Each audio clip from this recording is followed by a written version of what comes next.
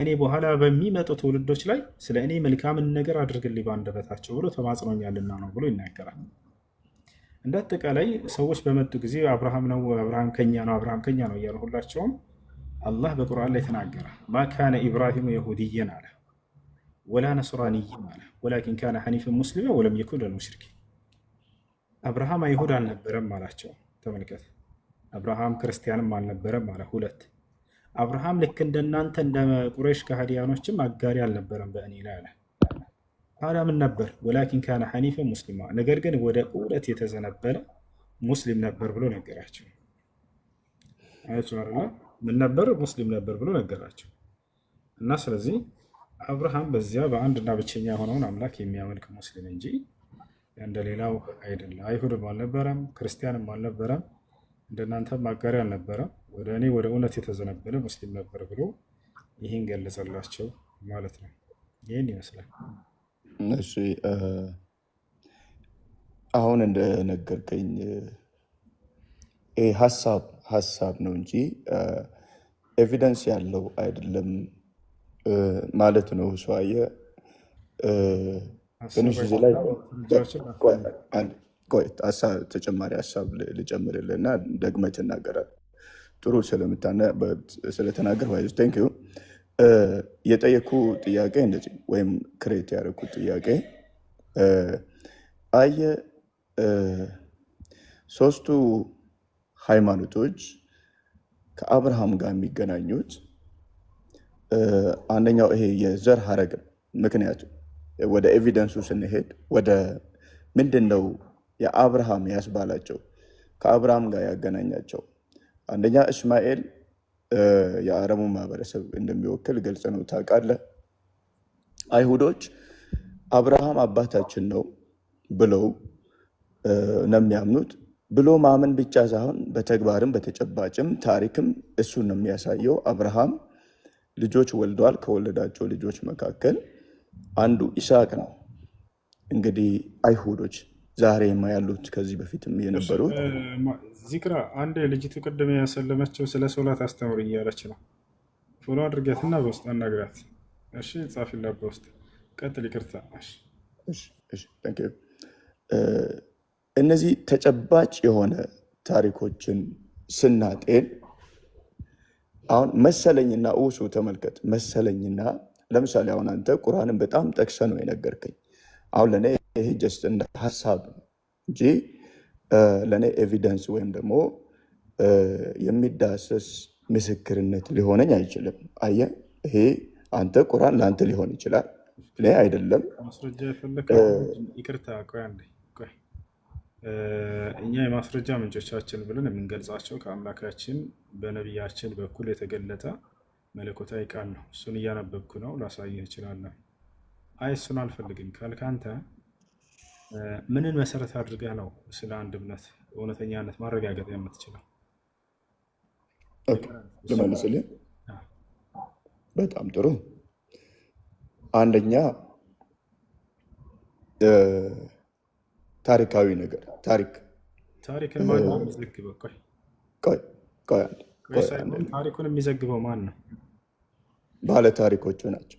እነዛ ባለ ታሪኮቹ እውነተኛ መሆናቸው እንዴት ልታረጋግጥ ቻልክ?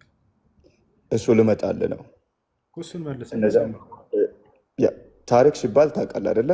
ታሪክ ሲባል በሁለት መንገድ ማየት ትችላለህ። በሚዳሰስ እንደዚሁም ደግሞ ለምሳሌ አንድ ታሪክ ሪኮርድ ሲደረግ አሁን እንኳን በሳይንስ አርኪኦሎጂስት ወይም ደግሞ የታሪክ አጥኚዎች በሚዳሰስ መልኩ ፕሩፍ ሊያደርጉት ይገባል። የእስራኤል ታሪክ አሁን ስለ እግዚአብሔርና ስለ አብርሃምም ስናነሳ ቀጥታ የምንሄደው አይሁዶች ጋር ነው። አይሁዶች ዛሬም አሉ፣ ከዚህ በፊትም ሲኖሩ ነበረ። አንዱ ኤቪደንስ እሱ ነው። እነሱ ጋር ያለው የታሪካቸውም መጽሐፍ ቅዱስም ኤቪደንስ ነው። በጣም ጥሩ። ልጨርስልህ፣ አልጨረስኩልህ ጥያቄ። ሁለተኛ መለኮታዊ ኤቪደንስ መረጃ ምንጫቸው ትክክል ነው ብለህ ኢስላም እንዳትቀበል ያደረገበት ምክንያት ምንድን ነው? የእነሱ መረጃ ምንጭ ምንድን ነው? ከየት ነው የመጣው? ከራሳቸው ከትውልድ እስከ ትውልድ ሲኖሩት ስለነበረ። ለምሳሌ አሁን የኢትዮጵያ ታሪክ 3000 ዓመት ታሪክ እንዳላት ታውቃለህ። ከራሳቸው ከራሳቸው መጣ ትቀበላቸዋለህ። ታሪኩ ትክክል ነው፣ ተጨባጭ ነው። የእነሱ ባለ ታሪኮች ናቸው። በምንድን ነው ያረጋገጥከው?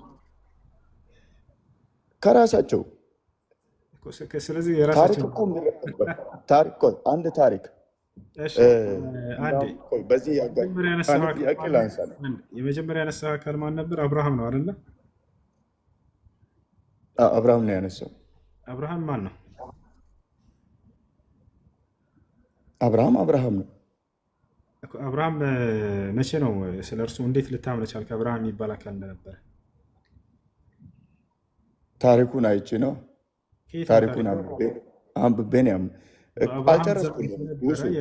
የሆነ ማስረጃ ነገር አሳየን እስኪ። ቆይ ሳይሆን እየተነጋገር እንድንሄድ ነው። አብርሃም የሚባል አካል እንደነበረ እስኪ ከፍተህ ከታሪክ ማስረጃ አሳየን። በእሱ ዘመን ከነበሩ ታሪክ የተጻፉ ነገራቶች ክፈት እስኪ።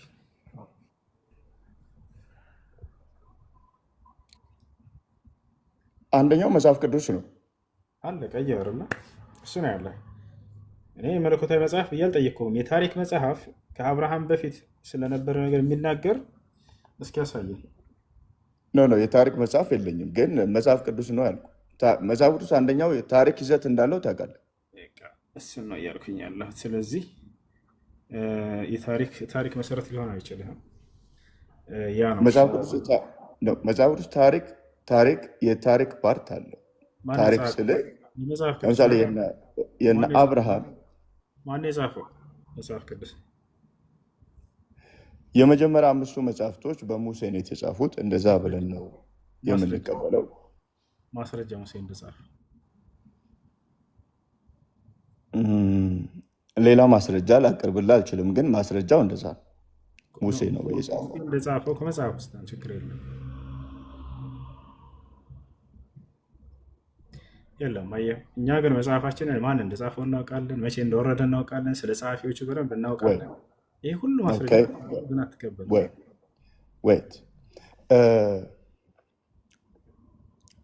ሙሴን የጻፈው ሙሴ እኔን የጻፍኩኝ ብሎ ስለጻፈ ሳይሆን ሙሴን የጻፈው ተብሎ ይታመናል ነው ያልኩ።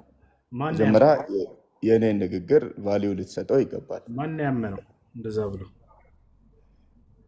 እኛ ክርስቲያኖች እናምናለን፣ እንደዛ ብለን እናምናለን። እንድናምን ያደረገው መጽሐፍ ቅዱሱ ላይ ያለው ታሪክ እውነተኛ ነው፣ መለኮታዊ ኤቪደንስ ስላለው። ቅድም ያልነገርኩህ አንደኛው ይሄ ነው። ሁለተኛው እኔ የማምነው መለኮታዊ ኤቪደንስ ነው፣ መለኮታዊ ማስረጃ። እንደሱ ከሆነ አንዴ አብርሃም ሙሴ ከሞተ በኋላ ያለውን ታሪክ አንድ አውቀር አውጣለህ፣ ክፈትለት እስኪ። ይሄ ሙሴ የት ሆኖ እንደጻፉት ይነግረናል። አቡከር አለ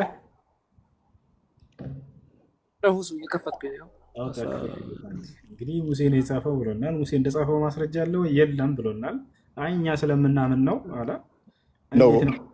እኛ በትክክል እንደዛ እናምናለን። እኛ ስለምናምን ነው እንጂ ሙሴ እንደጻፈው እዚያ ላይ ምንም የለም ማስረጃ። ለማንኛውም አሁን ይህን ጥቅስ እስኪ አንብበው እና ሙሴ እንዳልጻፈው ቢያንስ ይሄ ይረዳሃል።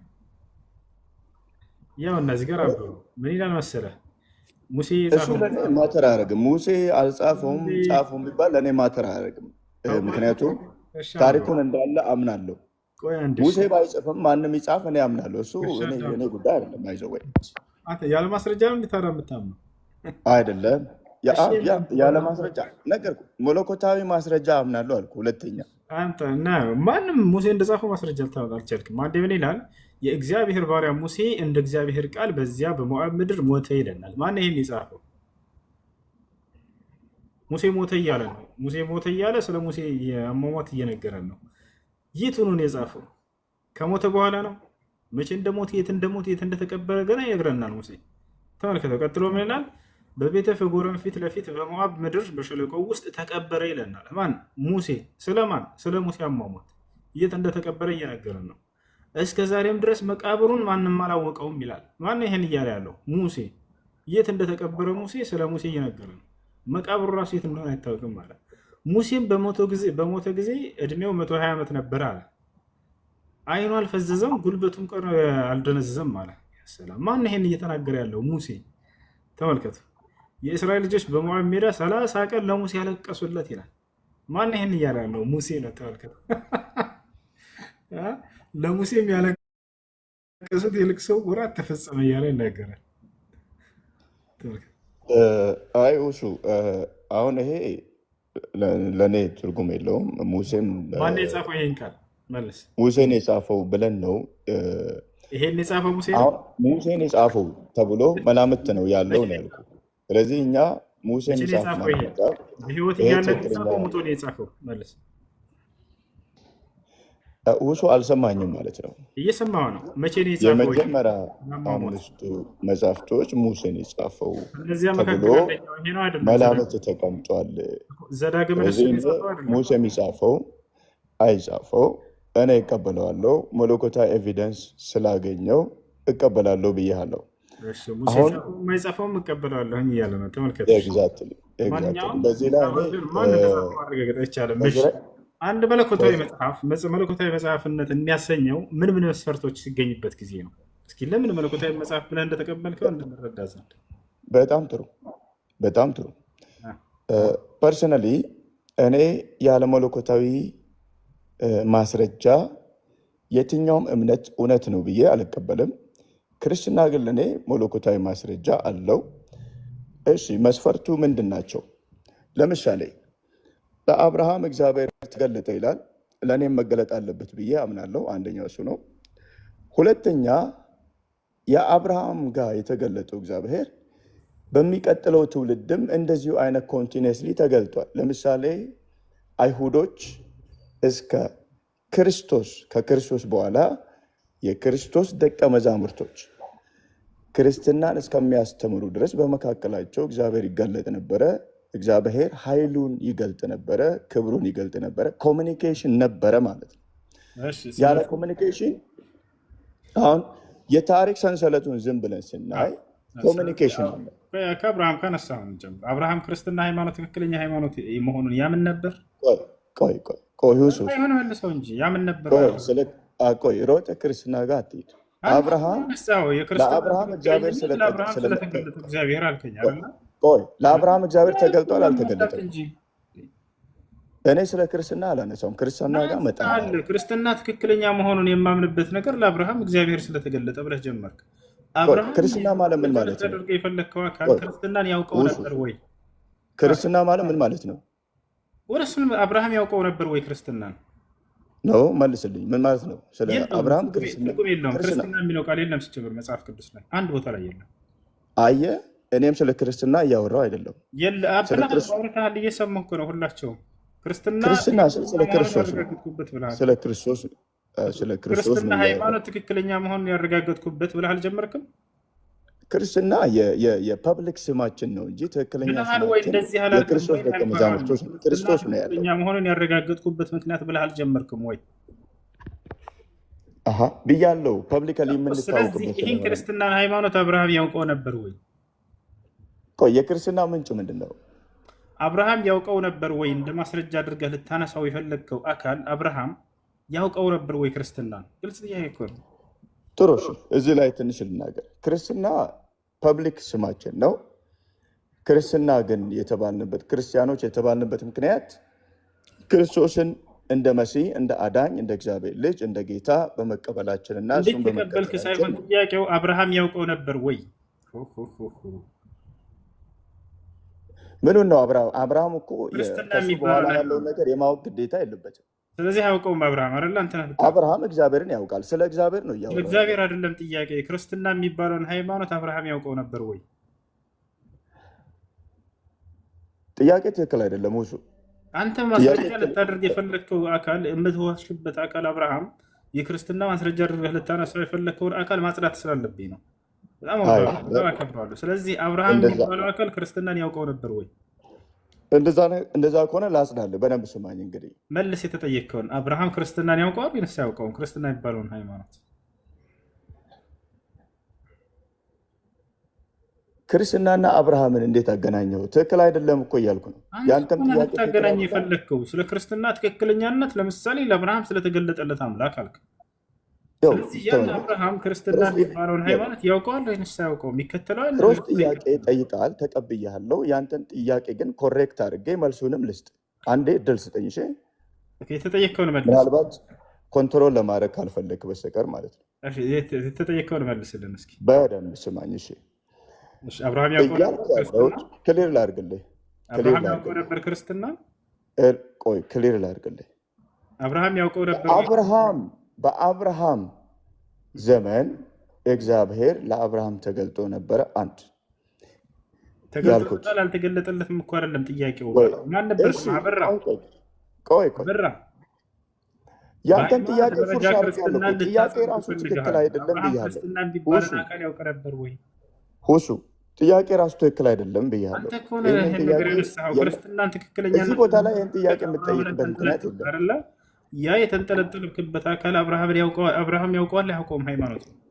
ዩሲ አብርሃም ከሱ በኋላ ያለውን ነገር አያውቅም። ምክንያቱም አብርሃም ስለዚህ ክርስትና የመጣው ከአብርሃም በኋላ ነው ማለት ነው።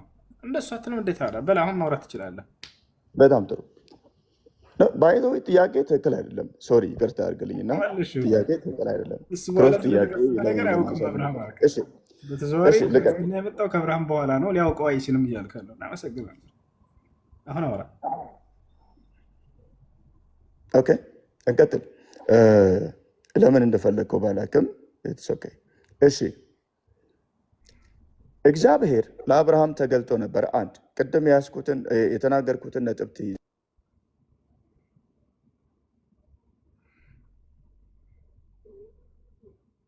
ትይዝልኛል። ተቆርጣለህ።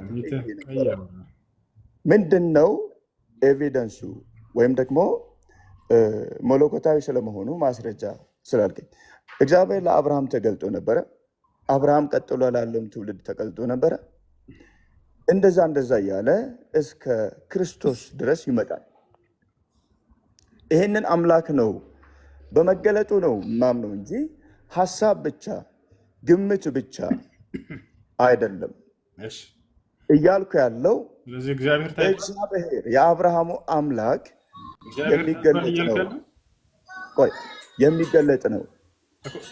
ከተገለጠ በጣም ጥሩ። ራሱን የሚገልጥ ነው ወይ? ባጭሩ ልጨርስልህ። ይሄ መስመር ክርስቶስ ጋር ይመጣል። ክርስቶስ በኋላ ደግሞ ወደ ክርስቶስ ተከታዮች ያልፋል። ከዚህ ውጭ እግዚአብሔር በመሐመድ በኩል ሊሆን ይችላል፣ በአይሁድ በኩል ተገልጧል ካልከኝ መለኮታዊ ኤቪደንስ ካለ ፐርሰናሊ ከራስ ጀምረ ምናልባት እንድትነግረኝ ጠይቄ ልለፍ። እችን ጥያቄ አንተ እግዚአብሔርን ፐርሰናሊ ድምፁን ሰምተህ ታውቃለህ? ምክንያቱም የአብርሃም አምላክ የሚናገር ነው። ለአብርሃም ተገልጦ ነበረ፣ ዛሬም ይገልጣል። አንተ ተገልጦልህ ነበረ ወይ? እንደዛ ከሆነ አንተ ላይ ቆምና ስለ መሐመድ ልጠይቅ ስለምፈልግ ወደ አንተ መልሻለሁ።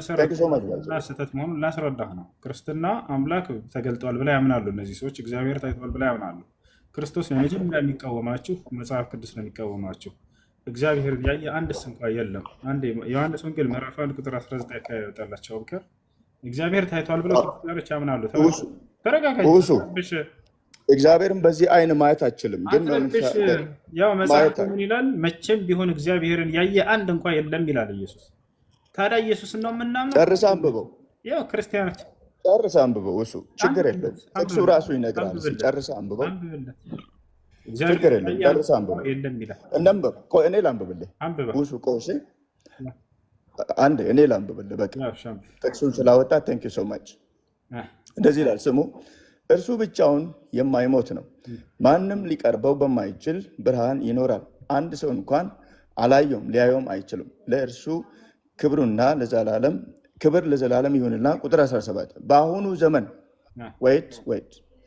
በአሁኑ ዘመን ባለጠጎች የሆኑት የትዕቢትን ነገር እንዳያስቡ ደስም እንዲለን ሁሉን ከፍ አድርግልኝ።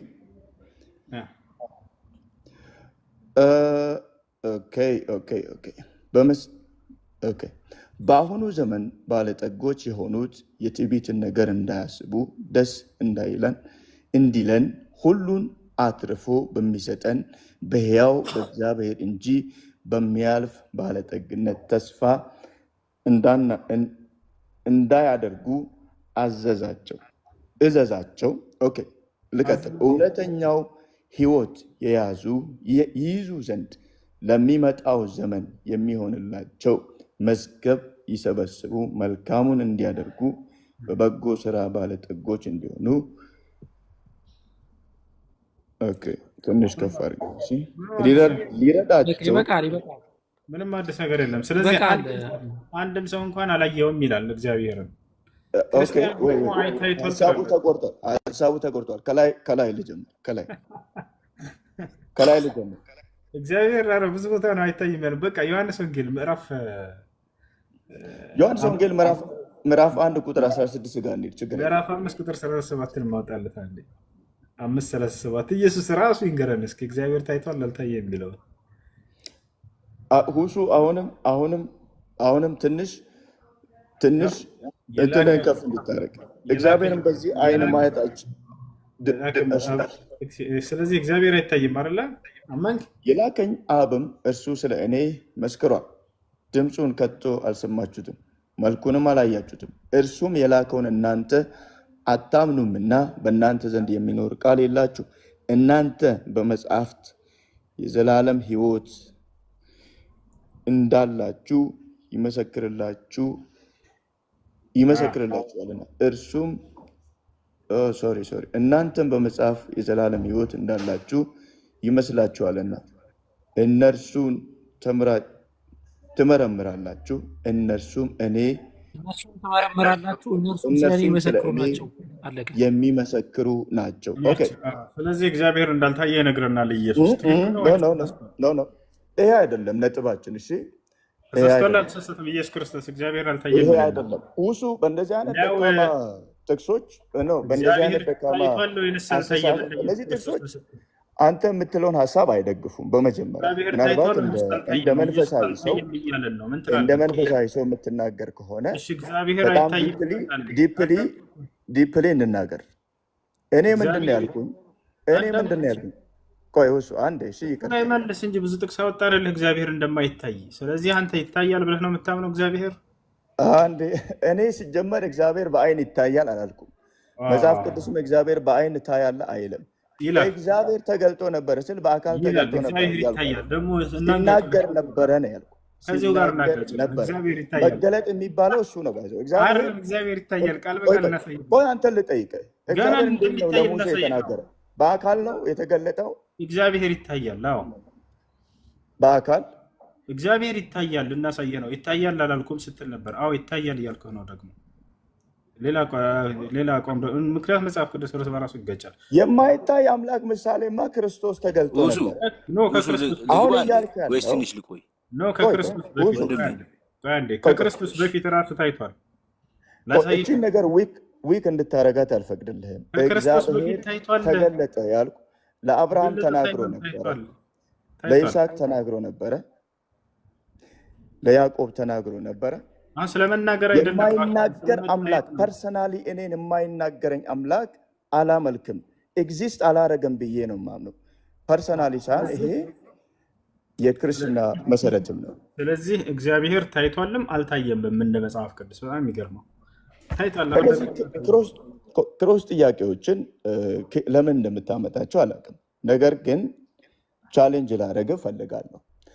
እግዚአብሔር ሙሐመድ ተናግሯል። በቀጥታ ይህን ጥያቄ ልጠይቅ፣ በቀጥታ ተናግሮታል። ልክ መጽሐፍ ቅዱስ ላይ እንዳሉ ነቢያቶች እነዛ ሙስሊም ናቸው ብላ አንተ እንኳን በሀሳብ ደረጃ የምታነሱት ተገልጧል ወይ ስንል በድምፁ ተናግሮታል ወይ? አንተንስ ተናግሮሃል ወይ? እችን ጥያቄ መልስልኝና ምናልባት ሌላ ጊዜ ወደ አንተ ቤት እመልሳለሁ። በቃ እሺ፣ የመጨረሻ መልስ። አዎ ነብዩ ሰለላሁ ዐለይሂ ወሰለም አላህ ቃል በቃል አናግሯቸዋል። ቃል በቃል አይደለ? አሁን ኤቪደንስ አልጠይቅም፣ ቻሌንጅ ላደረግም አይደለም የጠየቅኩ። እሺ አንተንስ አናግሮሃል? አምላክ አላህ በላከልን ነብይ በኩል ለእርሳቸው ተናገረ ማለት ሁላችንንም እንዳናገረ ነው የምንቆጥረው። አምላክ ነብይ ነው። አየህ እዚህ ጋር ተናገረ። አታዳምጥም? ለምን ጣልቃ ትገባለህ? ሶሪ እሺ ቀጥል። እሺ ይቅርታ። አምላክ እያንዳንዱን ሰው አማኝ ማናገር አለበት ብለህ ታምናለህ? ይሄ መስፈርትህ ነው? ከየት ያገኘው? መስፈርቴ ነው። ይሄ የኔ መስፈርት። በጣም ጥሩ አምላክ የማይናገር አምላክ አልፈልግም። ስለዚህ እግዚአብሔር አንተን አናግሮሃል? እኔን በሚገባ የጌታ ሰው ክርስቲያን በሚገባ እኔ የጌታ ሰው ክርስቲያን አናግሮታል እግዚአብሔር በሚገባ። ባይዘው ኢትዮጵያ ስትመጣ ኢንቫይት አደርጋለሁ። ህዝብና የአንተ አምላክና የኔ አምላክ የትኛው እንደሚሰራ እናያለን። ወይ አንዴ ተናገር። ቆይ እግዚአብሔር አናግሮሃል?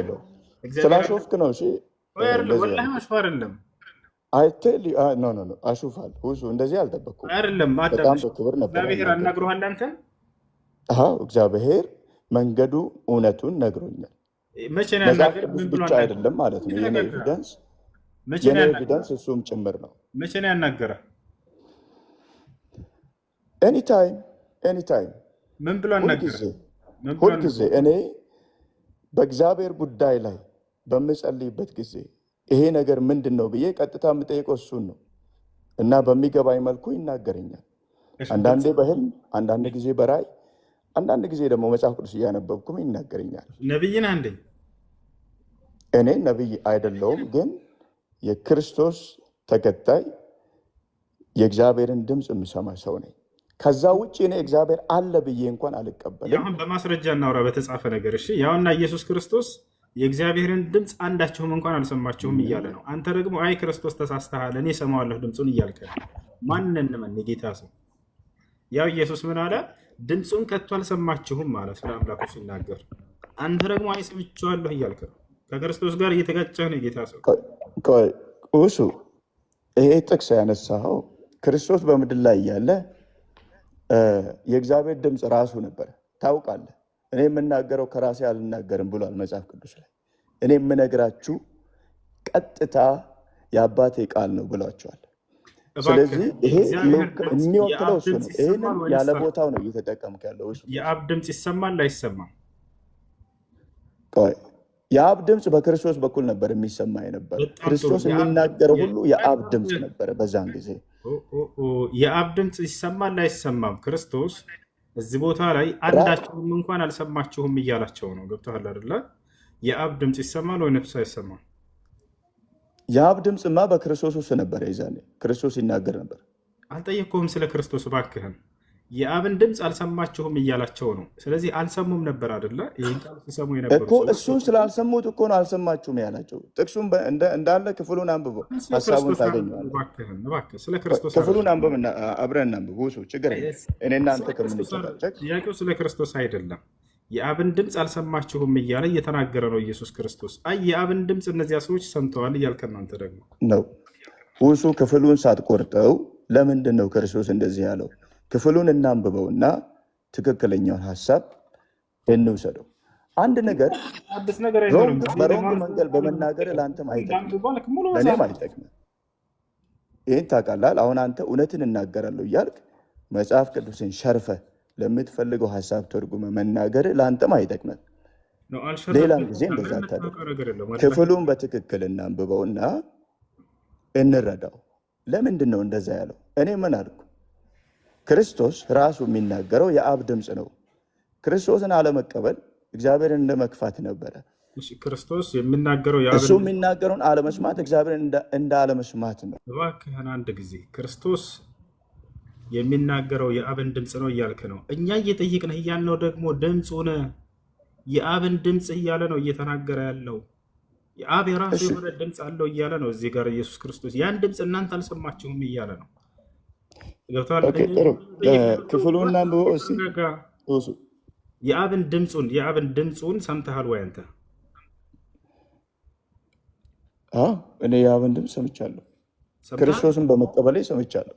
አይ አይደለ፣ ስለ ክርስቶስ አይደለም ጥያቄውን አንተ ቶታሊ ስለ ክርስቶስ ነው። እሱ ክፍሉን እናንብበው፣ ከላይ ጀምረው እናንብበው። እሱ ችግር የለውም። ትንሽ ወደ ጭቅጭቅ እንዳናረገው ኮት ያደረግከው ለብቻ ሸርፈ ያወጣትን ንተውና ከላይ ጀምሮ እናንብበው። እንደዚህ ያለ ከቁጥር 35 ጀምሮ እርሱም እሺ እኔ ላንብበው ትቆያለህ አንተ። ከ34 እንጀምር። ከ34 እሺ እኔ ላንብብልህ። በቃ ከ34 ጀምሮ አንብብ። እኔ ግን እሺ እኔ ግን ከሰው ምስክር አልቀበልም፣ እናንተ እንድትድኑ ይህንን እላለሁ እንጂ። እርሱ የሚነድና የሚያበራ መብራት ነው። እናንተም ጥቂት ዘመን ብርሃን ደስ ሊላችሁ ወደዳችሁ። እኔ ግን ከዮሐንስ ምስክር የሚበልጥ ምስክር አለኝ። አብ ልፈጽም የሰጠኝን ስራ፣ ይህ የማደርገው ስራ አብ እንደላከኝ ስለ እኔ ይመሰክራል። የላከኝም አብ እርሱ ስለ እኔ መስክሯል። ድምፁን ከቶ አልሰማችሁም፣ መልኩንም አላያችሁም ነው። ከቶ አልሰማችሁም የሚለውን ገለጻ አበራ ተመልከተው። አንተ ላልከው አሁን አይሄድም። ከቶ አልሰማችሁም የሚለው አይ አለመታዘዙን ነው እንዳትል፣ ያው እዚህ ጋር መልክ ብሎ ዘግቶታል። እሺ እርሱም የላከውን እናንተን አታምኑም፣ በእናንተም ዘንድ የሚኖር ቃል የላችሁም። እናንተ በመጽሐፍ የዘላለም ሕይወት እንዳላችሁ ይመስላችኋል። እነርሱም ትመረምራላችሁ፣ እነርሱም ስለ እኔ የሚመሰክሩ ናቸው። አይበቃም? አየህ፣ ሀሳብን ራስህ ንገረኝ። ያንተን ትርጉም ተውና ምንድን ነው መናገር የፈለገው? የአብን መልክ አይተሃል አላየህም? አንተ እኮ ስለ አይሁዶችም ሌሎችን አንተ እዚህ ቦታ ላይ የአንተ ሀሳብ የሚደግፍ ስለመሰለ ነው። ይህንን በእንደዚህ አይነት መልኩ ተርጉመ መናገር አትችልም። ከላይ ጀምሮ እስከታች አንብበናል። ቁጥር 38 ላይ ነው ዋናው ሀሳብ ያለው። የላከውን አትቀበሉ የሚለው ነው። የእግዚአብሔር ድምፅ የአብ ድምፅ ክርስቶስ ነበረ። እኔ የምናገረውን አትሰሙም የሚል ሀሳብ ነው የያዘው ማለት ነው። መልእክቱ አይደለም። ይኸውልህ ባይዘወይ ቃል ሳይሆን እባክህ አዳምጥ። ስለሰጠው ቃልና ስለ መልእክቱ ሳይሆን ይሄ ሁሉም ነብያትም የአምላክን ቃል እየተቀበሉ ሲያስተላልፉ ነበር። እንዴት ነው የተቀበሉት? እንዴት ነው የተቀበሉት? የእግዚአብሔር ቃል እንዲህ ሲል ወደ እኔ መጣ ይላል ሕዝቅኤል። እንዴት መጣ? አንዴ ተረጋጋ። እዚህ ጋር እየተናገረ ያለው ግን ስለምንድን ነው ከተባለ ድምፁን እያለ ነው። ልክ ብዙ በጣም ጥሩ ነገር እኮ ነው። ኦልሬዲ እኔ የምፈልገውን እኮ ተናግረ እግዚአብሔር ይናገራል በሚለው አንተም ትቀበላል። ምንም ማድረግ አይችልም። ወላሂ አዳምጥም። ያው እና እዚህ ጋር የእግዚአብሔር መልክ እንዳልታየ ሁሉ አይተሃል ወይ ብትሉት መልኩን ማንም ያየ የለም። የእግዚአብሔር መልክ እንዳልታየ ሁሉ ልክ እዚያው ላይ ነው ድምፁን ያነሳው ኢየሱስ ክርስቶስ። መልኩን አላያችሁም አለ። ቀጥታ ቃል ነው እያወራ ያለው። የእግዚአብሔር መልክ እንዳልታየ ሁሉ ድምፁም አልተሰማም ነው። አይ ስለ ንግግሩ ነው ስለ ቃሉ ነው እያለ ሰውየው እያወራ ነው። ላይ አይደለም፣ ያ ድምፅ እያለ ነው ኢየሱስ ክርስቶስ። ድምፁን ከቶ አልሰማችሁም መልኩንም አላያችሁም ብሎ ዘጋ። መልክ እንዳልታየ ሁሉ ድምፅም ከቶ አልተሰማም ነው። ከላይ ያለው ሚትህን አንሳ። ክርስቲያን ነህ?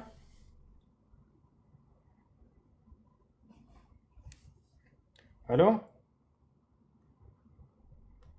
ሄሎ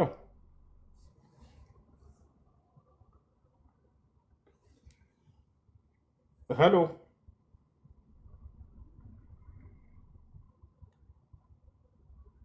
ዮኒ ሄሎ ዮኒ መሀል እኮ ሲገባ ነበር። አሁን ሚት ያደረገ ዮኒሻ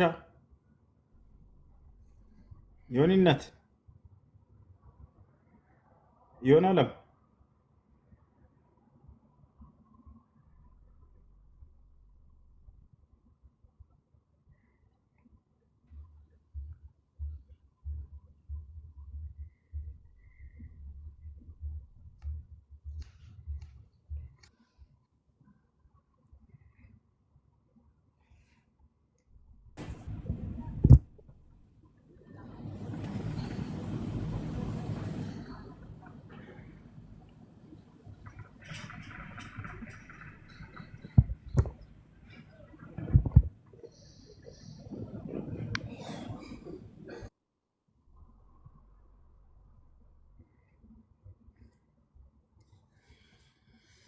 يا سلام يا سلام يا سلام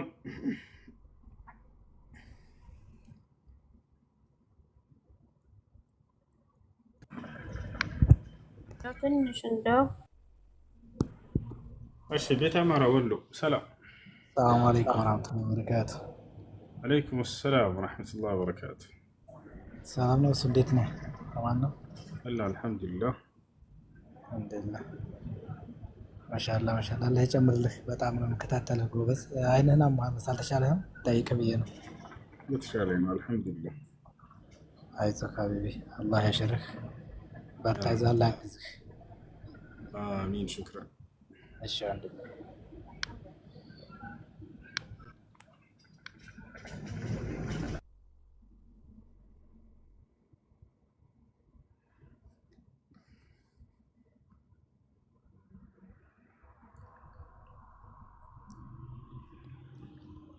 በሱሱ ይሰማል? ይሰማል። እንዴት ነው አሉ? ሰላም ነው። ጥያቄዎች አሉብኝ። እሺ ጥያቄ ምንድን ነው? አንደኛ ማለት ነው እሺ ለምሳሌ ማለት ነው ስለ እስልምና ብዙ እየተጫወታለህ እስከ አብርሃም ጋር ምናምን ትሄዳለህ። በክፋት አይደለም የምጠይቅህ። አሁን የነቢዩ መሐመድ አባት እንኳን ሙስሊም አይደሉም እኮ ይባላል ቁርአን ላይ። አንድ ጥያቄ እሱ።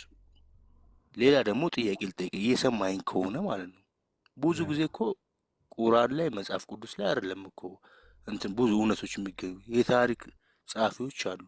አሁን ቅድም ልጁ እኮ የሚነግርህ እኮ ለምሳሌ ልጁ ተባነነበት። እምነት አልባ ሆኖ መጥቶ ነበር። ክርስቲያን መሆኑን እኮ ያው አጋለጥኩልህ። አመነ መጨረሻውን ክርስቲያን። እኔ ደስ ይለኛል። እኔ እውነት ነው የምፈልገው በየትኛው መልኩ ማለት ነው። ዋሽቶ ምናምን እንደሱ እሱ እምነት አልባ መስሎ ሊገባ ነበረ። ኖ እኔ ውሸት አልፈልግም። እውነት ነው። ክርስቲያን መሆኑን ለክርስትና ለማወቅ ብዙ ጊዜ ነገሮችን እፈልጋለሁ። ለዛ ነው የምጠይቅህ። ለምሳሌ ብዙ ጊዜ እኮ ማለት ነው የታሪክ ጸሐፊዎች አሉ። አንተ አታውቅም እንደ እሱ እንደሱ ከሆነ የግድ መጽሐፉን ማወቅ የለብንም እኮ መጽሐፉን ግን ታሪክ ከሆነ ሚዛን እኛ ታሪክ ሚዛን ነው ብለን አናምንም። የታሪክ ለምን እንዴ?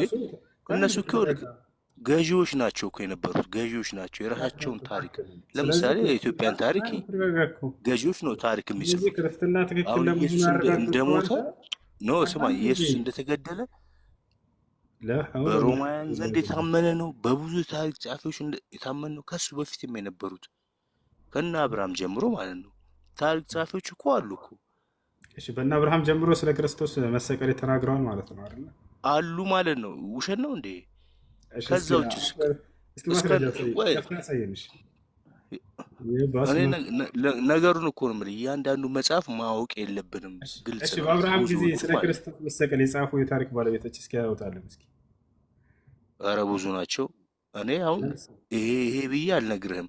ለምሳሌ አንድ ነገር ልንገርህ። እምነት እኮ ነው ታውቃለህ። እሺ አንድ ጥቅስ ለምሳሌ ጠይቀህ ነኝ። አይ ቆይ እምነት ከሆነ አንድ ጥያቄ እንዳትበለኝ።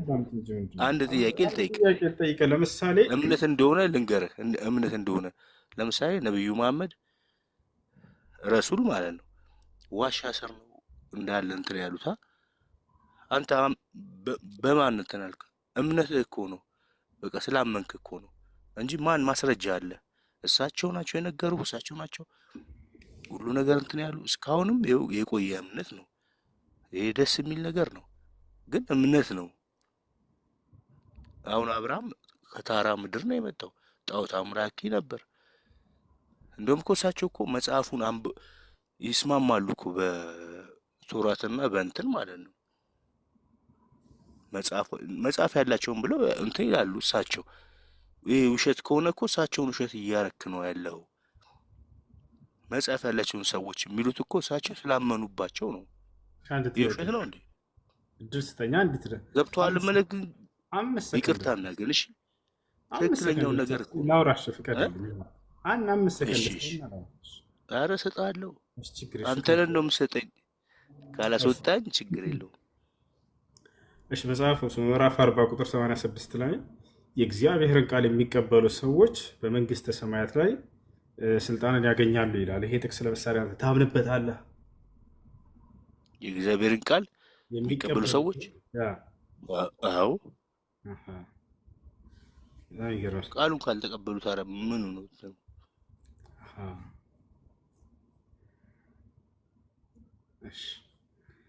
አሁን ያልኩን ግን ሰምተኛል። ከየት እንደሆነ ጥቅሱን ያመጣት የፈለከውን በል።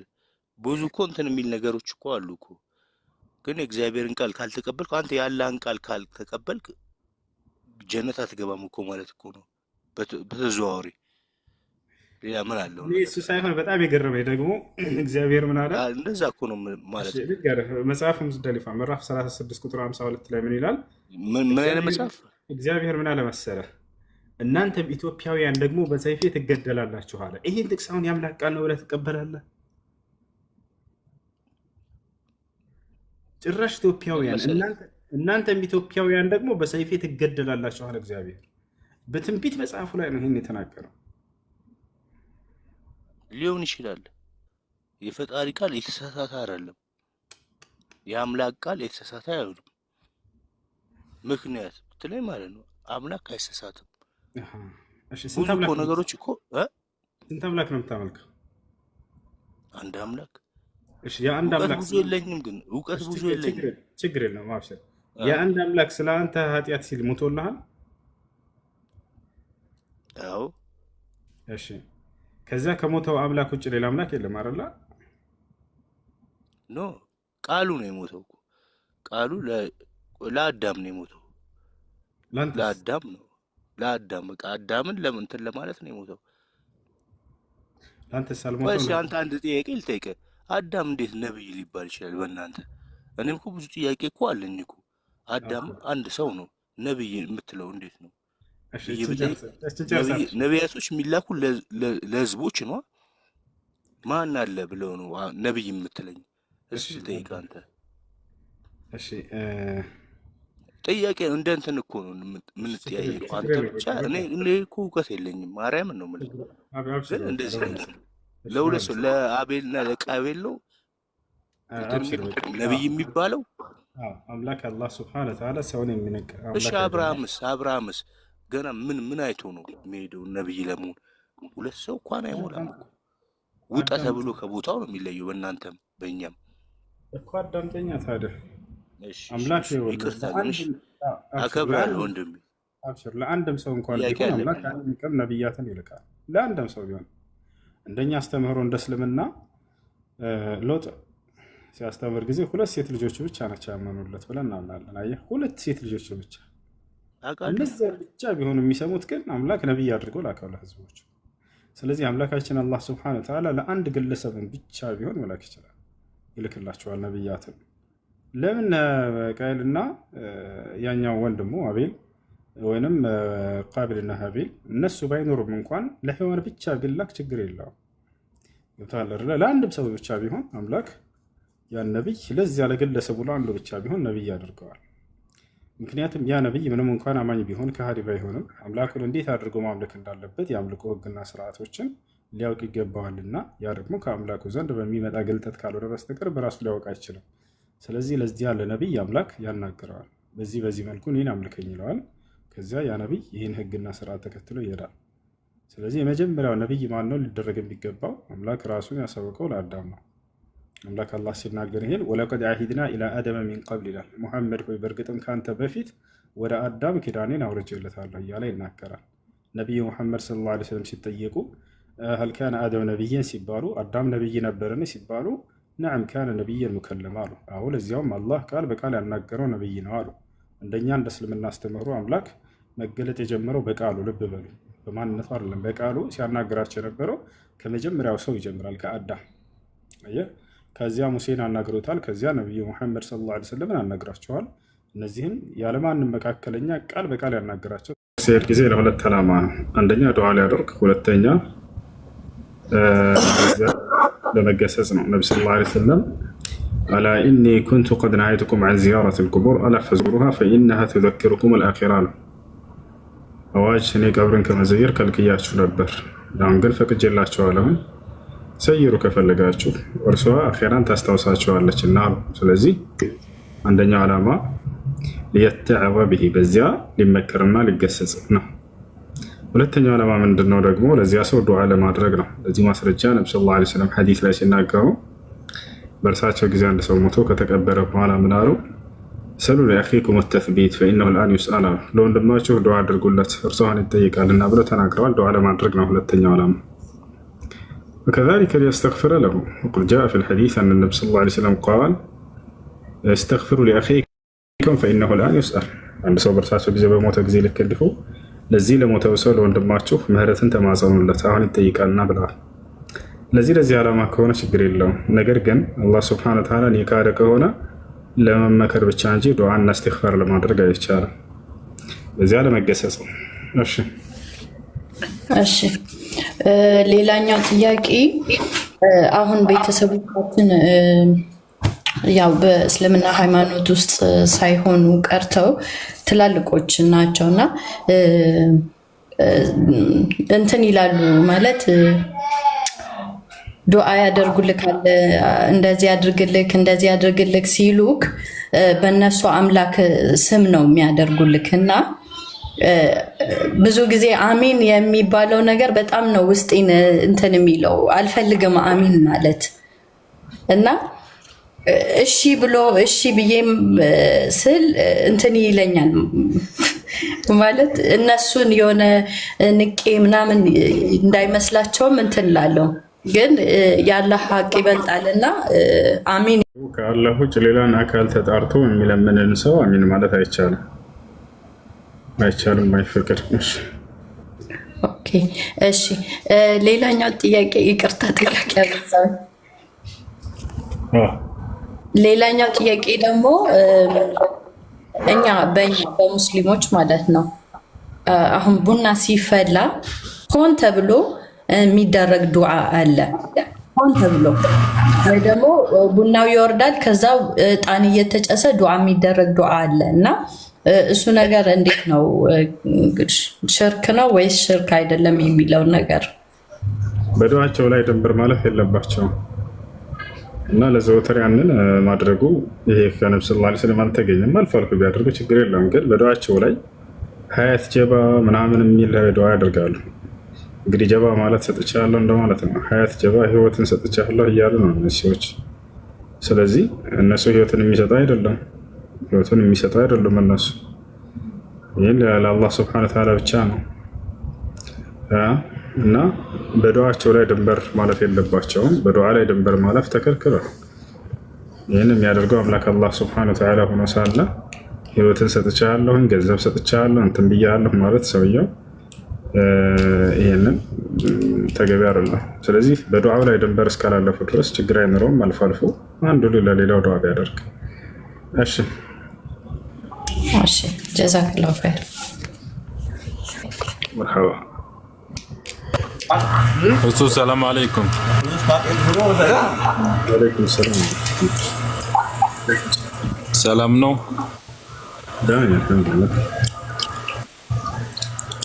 እሺ አንድ ጥያቄ ነበረኝ በሰላት ዙሪያ እንድታብራርኝ ፈልጌ ነበር። ማን ተረከ ሰላተ ዋሂደ ፈቀድ ከፈረ የሚለውን አያ እንዴት ሐዲስን ማለት ነው ሶላትን የተወሰነ ኩፍሩ ከኢስላም ያስወጣል ነው ወይስ ሰላቱን ስለተወ የእሱን ጀዛ እንትን ይቀጣል ነው? تفهم كسمنا أطلنا هذا ما فهمه العلماء خاصة العلماء الحنابلة وهم الذين على الحق ما يكفوا الفوز صلاة كتبها النبي صلى الله عليه وسلم العهد الذي بيننا وبينهم الصلاة فمن تركها فقد كفر بالله صلاة يتوات والقدم كفر بالله. ايش ከኢስላም ያስወጣዋል ማለት ነው? አዎ ያስወጣል። እሺ አንድ ጊዜ ሰግዶ አንድ ጊዜ የሚተው ሰው ይህም ተውበት አድርጎ ለዚያ ሶላት ቀዷ መስገድ አለበት። አንድን ሶላት የተወሳው ከሆን ብሎ ቢተው ሰውዬው ይከፍራል። ይርተድ عن دين الإسلام እዚህ ማስረጃ ነብያችን በእርግጥም ከፍሯል ማለት ነው። በእርግጥም ከፍሯል ማለት ነው። አውቆ የተወሰው እያወቀ ጊዜው እንደደረሰ እያየ እሺ እንዴት አዳምጣለ ነብዩ ሰለላሁ ዐለይሂ ወሰለም ሐዲስ ላይ ምን አሉ? من ترك صلاة العصر فقد عمله አሉ። አንዲትን ሶላት የዐስርን ሶላት የተወሰው በእርግጥም ስራው ሁሉ ታብሷል አሉ። ولا يحبط العمل إلا بالكفر والشرك بدليل قوله سبحانه وتعالى ولو أشركوا لحبط عنهم ما كانوا يعملون لئن أشركت ليحبطن عملك. ስለዚህ የአንድን ሶላት የተወሰው ስራው ሁሉ ታብሷል ሲሉ ጊዜ እንደሚያከፍር ግልጽ ነው። እና ይህ ነው هذا እሺ فضل العز بن باز والعثيمين وصالح الفوزان በዚህ አጋጣሚ ተከራክረን እንደዚህ ባልኩ ብዬ ስመልስለት አይ አንድ ሰው የላኢላሃ ኢላላህ መንገድ ከሆነ ጀሃነም አይገባም ሰላት ስለተዋ ብቻ ብሎ ተከራከረ። እንዴት ታያለህ? አንድ ሰው በእስላም ነው ያለው በላኢላሃ ኢላላህ አለው ብሎ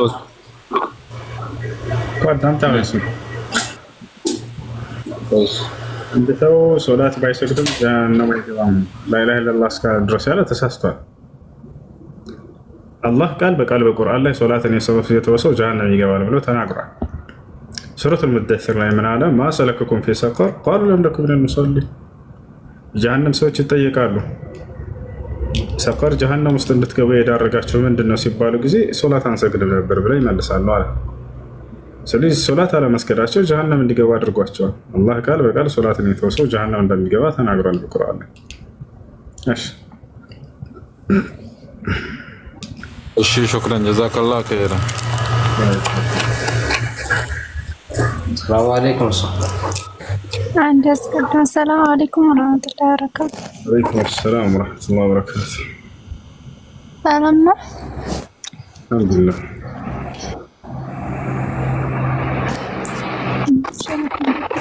አዎ እሱ ጥያቄ ነበረኝ። አንድ ባል ነፍሰ ጡር ኒካ ይወርዳል አይወርድም? ምንድን ነው ያልሽው? ነፍሰ ጡርና ባልየው አፈቅርሻለሁ ካለ ኒካ ይወርዳል አይወርድም? ነፍሰ ጡር ሆና ባልየው ፈትቼሻለሁ ካለ ኒካ ይወርዳል። ኒካ ይወርዳል። ልጆች አንዴ ታባ አድርጎሽ ድምፅ ይቆራርጣል። ነፍሰ ጡር ሆና ፈትቼሻለሁ ኒካ ይወርዳል። የዒዳ ጊዜው የሚያልቀው ግን መቼ ነው ከተባለ ልጁን ስትወልድ ጊዜ ነው። አላህ ስብሓነሁ ወተዓላ ይህን አስመልክቶ በሱረቱ ጠላቅ ላይ ሲናገር ወላኢ የኢስነ ሚነል መሒድ ሚን ኒሳኢኩም ኢን ኢርተብቱም ፈዒደቱሁነ ሰላሰቱ አሽሁር ወላኢ ለም የሒድ ወኡላቱል አሕማሊ አጀሉሁነ አን የضዕነ ሐምለሁነ ይላል። ይህ ነው የእርግዝና ባለቤት ሴቶች የዒዳ ጊዜያቸውን የሚጨርሱት ልጁን ሲወልዱ ጊዜ ነው ብሏል። ስለዚህ ልጁን እስክትወልድ ድረስ የዒዳ ጊዜ ነች። ሶስትንም ኒካ እስካልጨረሰ ድረስ እስክትወልድ ድረስ ባለው ጊዜ መመለስ ከፈለገ ረጃዕቱ ካለ ይመለሳል። ከወለደች በኋላ መመላለስ የሚቻልበት መታረቅ ይቻላል። እንደዚያ ኒካ ነው የሚታሰረው። ኦኬ እርጉዙን አይፈታትም ድጋሚ መመላለስ ይችላሉ ወይ ነው ጥያቄሽ? ሶስትንም ኒካ ጨርሰዋል አልጨረሱም? ሶስቱን ግን ፈትቻለሁ ነው ያለው። እንደዚህ እኮ መመላለስ ይችላሉ። ሳትወልድ በፊት ረጃዕቱ ይበላል።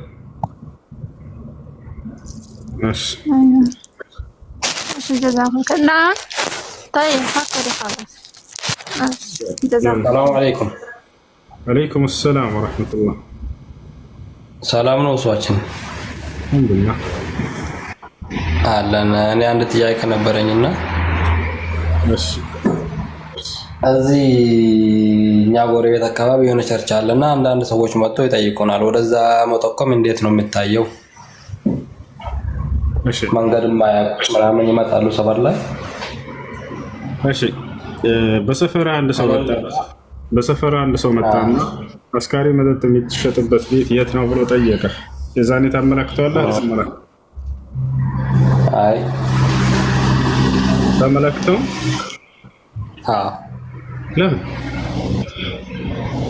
ያው ወደ ጥሩ ያመለከተ ጥሩ እንደሰራ ነው ስለሚባል ذلك والشرك أكبر من الكبائر ከተላላቅ ወንጀሎች በላይ ነው ሽርክ ደግሞ። ከአላህ ውጭ ባዕድ አምልኮ ለሚሰራ ሰው ምንም አይነት ነገር ማመላከትን ከዚያ በላይ ነው የሚሆነው። እሺ ነው። እሺ ጀዛኩሙላሁ ኸይራን። ወያክ እሺ ባረከላሁ ፊኩም። ቁርአንን ንቅራ።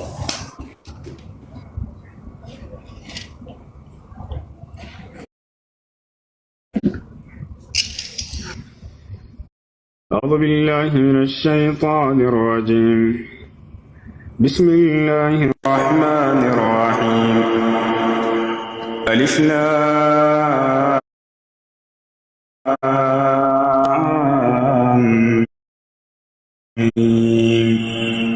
ذلك الكتاب لا ريب فيه هدى للمتقين الذين يؤمنون بالغيب ويقيمون الصلاة ومما رزقناهم ينفقون والذين يؤمنون بما أنزل إليك وما أنزل من قبلك وبالآخرة هم يوقنون أولئك على هدى من ربهم وأولئك هم المفلحون إن الذين كفروا سواء عليهم أأنذرتهم أم لم تنذرهم لا يؤمنون ختم الله على قلوبهم وعلى سمعهم وعلى أبصارهم غشاوة ولهم عذاب عظيم ومن الناس من يقول آمنا بالله وباليوم الآخر وما هم بمؤمنين يخادعون الله والذين آمنوا وما يخدعون إلا أنفسهم وما يشعرون في قلوبهم مرض فزادهم الله مرضا ولهم عذاب أليم بما كانوا يكذبون وإذا قيل لهم لا تفسدوا في الأرض قالوا إنما نحن مصلحون ألا إنهم هم المفسدون ولكن لا يشعرون وإذا قيل لهم آمنوا كما آمن الناس قالوا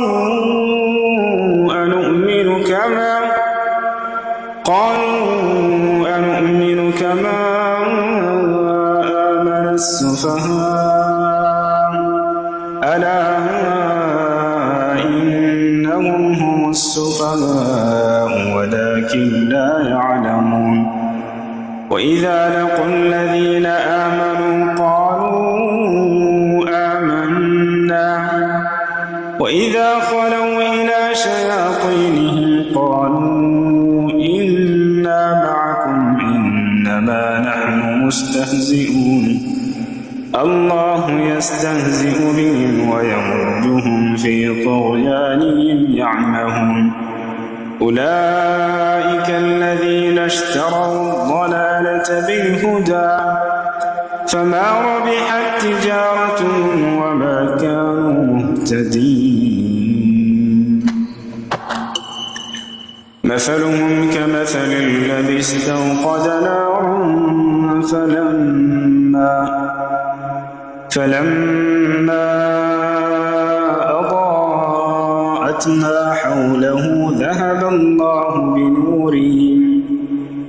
ذهب الله بنورهم وتركهم في ظلمات لا يبصرون صم بكم عمي فهم لا يرجعون أو كصيب من السماء فيه ظلمات ورعد وبرق يجعلون أصابعهم في آذانهم من الصواعق حذر الموت والله محيط بالكافرين يكاد البرق يخطف أبصارهم كلما أضاء لهم مشوا فيه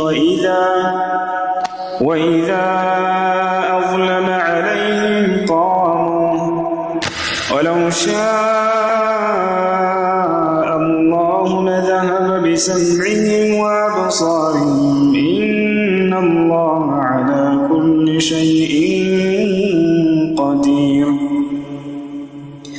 يا أيها الناس اعبدوا ربكم الذي خلقكم والذين من قبلكم اعبدوا ربكم الذي خلقكم والذين من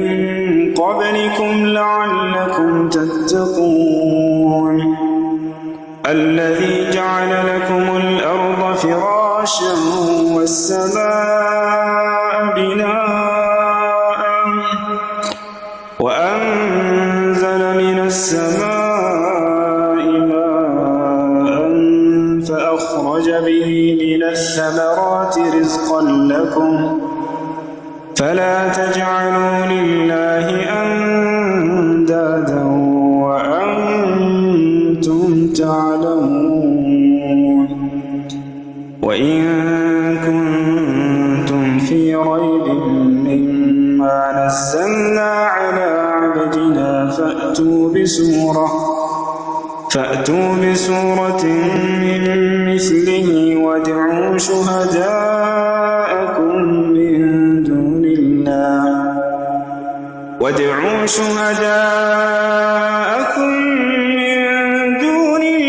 إن كنتم صادقين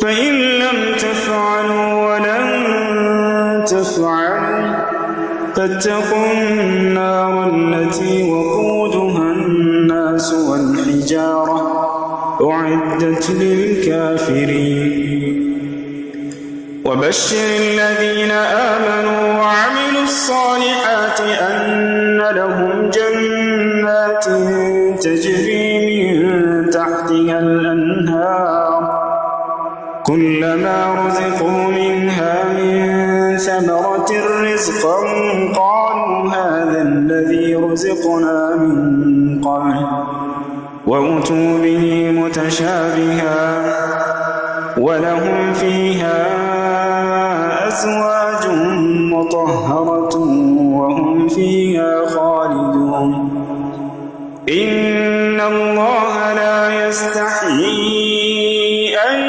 يضرب مثلا ما بعوضة فما فوقها فأما الذين آمنوا فيعلمون أنه الحق من ربهم وأما الذين كفروا فيقولون ماذا أراد الله بهذا مثلا يضل به كثيرا ويهدي به كثيرا وما يضل به إلا الفاسقين الذين ينقضون عهد الله من بعد ميثاقه ويقطعون ما أمر الله به أن يوصل ويفسدون في الأرض أولئك هم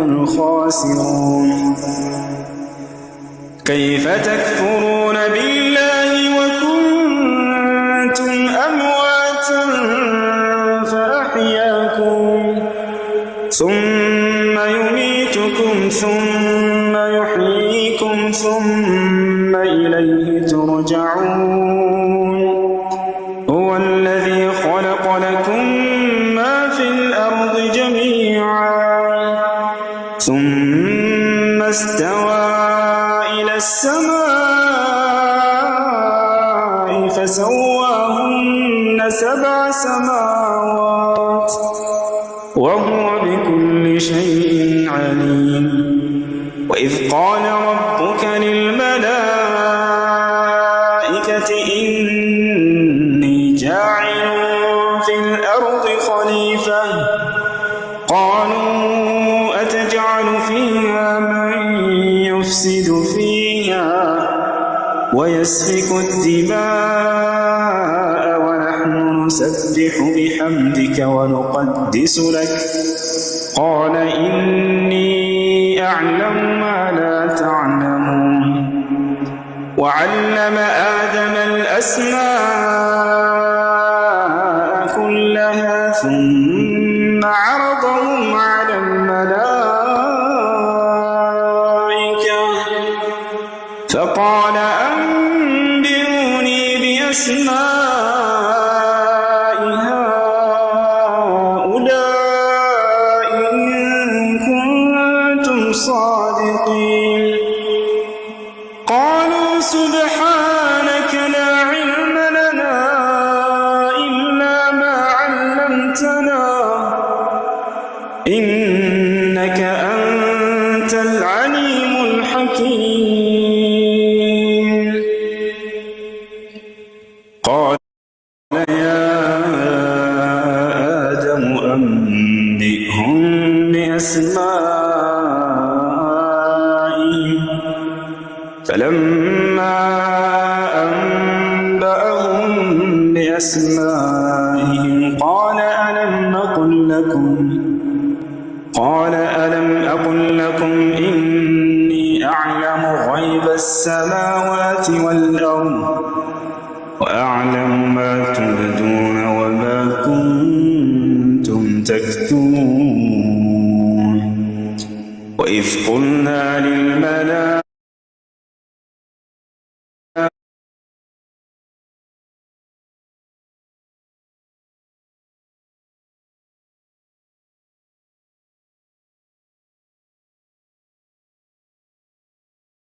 كافرين وقلنا يا آدم اسكن أنت وزوجك الجنة وكلا منها رغدا حيث شئتما ولا تقربا هذه الشجرة فتكونا من الظالمين.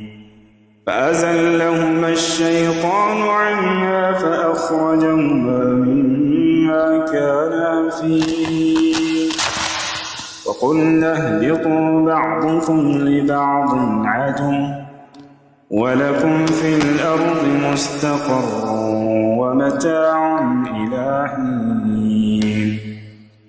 فتلقى آدم من ربه كلمات فتاب عليه إنه هو التواب الرحيم. قلنا اهبطوا منها جميعا فإما يأتينكم مني هدى فمن تبع هداي فلا خوف عليهم ولا هم يحزنون. والذين كفروا وكذبوا بآياتنا أولئك أصحاب النار هم فيها خالدون.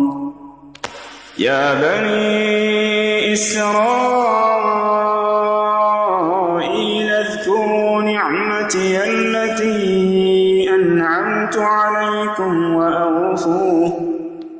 وأوفوا بعهدي أوف بعهدكم وإياي فارهبون.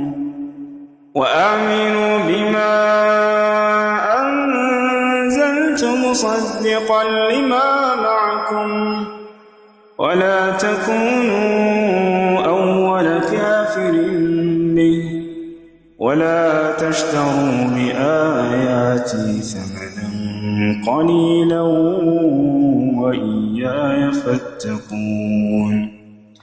ولا تلبسوا الحق بالباطل وتكتموا الحق وأنتم تعلمون. وأقيموا الصلاة وآتوا الزكاة واركعوا مع الراكعين.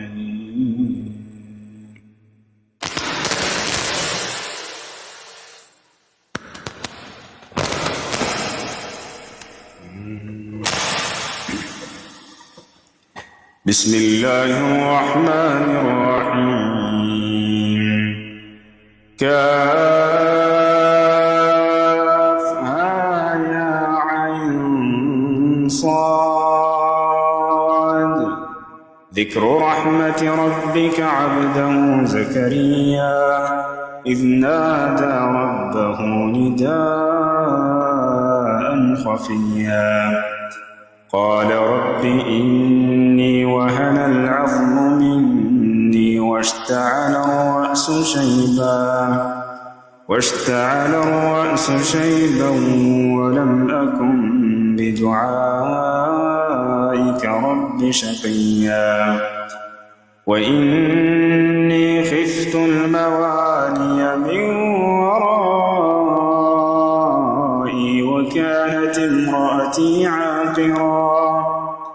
وكانت امرأتي عاقرا فهب لي من لدنك وليا يرثني ويرث من آل يعقوب واجعله رب رضيا يا زكريا إنا نبشرك بغلام اسمه يحيى لم نجعل له من قبل سميا قال رب أنى يكون لي غلام وكانت امرأتي عاقرا وقد بلغت من الكبر عتيا قال كذلك قال ربك هو علي هين وقد خلقتك من قبل ولم تك شيئا قال رب اجعل لي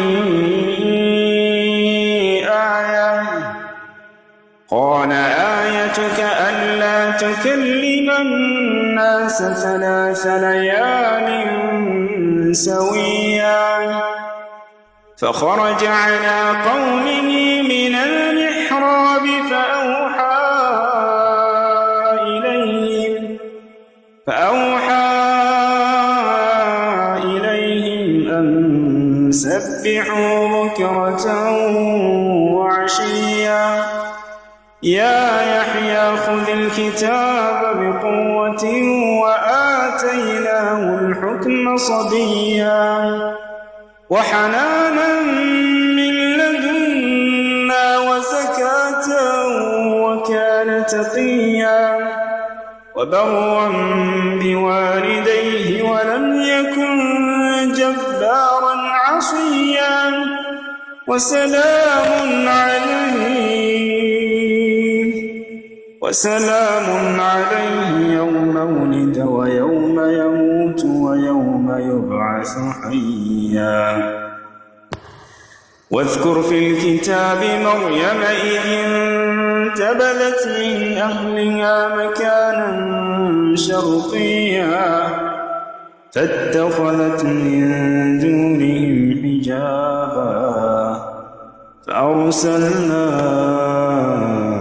إليها روحنا فتمثل لها بشرا سويا قالت إني أعوذ بالرحمن منك إن كنت تقيا قال إنما أنا رسول ربك لأهب لك غلاما زكيا قالت أنى يكون لي غلام ولم يمسسني بشر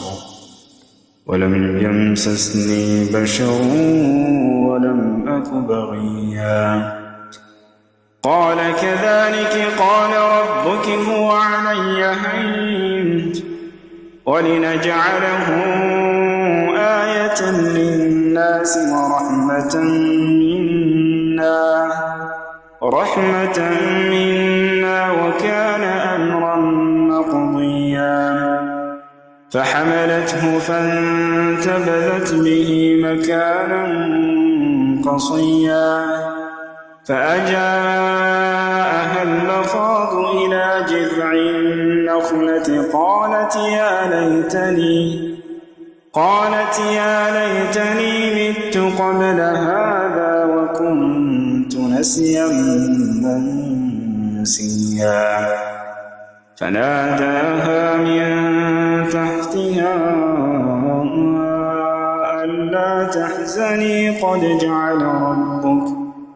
ألا تحزني قد جعل ربك تحتك سريا وهزي إليك بجذع النخلة تساقط عليك رطبا جنيا فكلي واشربي وقري عينا فإما ترين من البشر أحدا فقولي إني نذرت للرحمن صوما فلن أكلم اليوم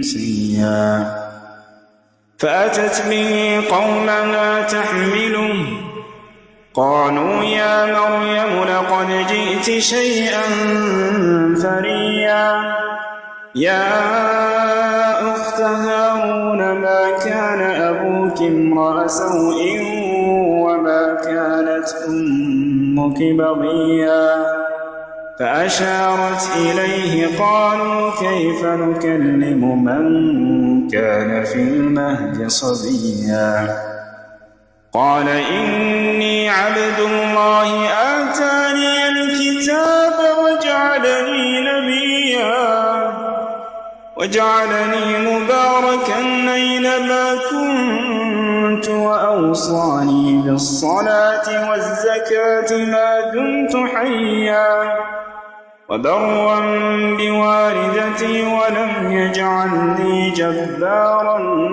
شقيا والسلام علي يوم ولدت ويوم أموت ويوم أبعث حيا ذلك عيسى ابن مريم قول الحق الذي فيه يمترون ما كان لله أن يتخذ من ولد سبحانه إذا قضى أمرا فإنما يقول له كن فيكون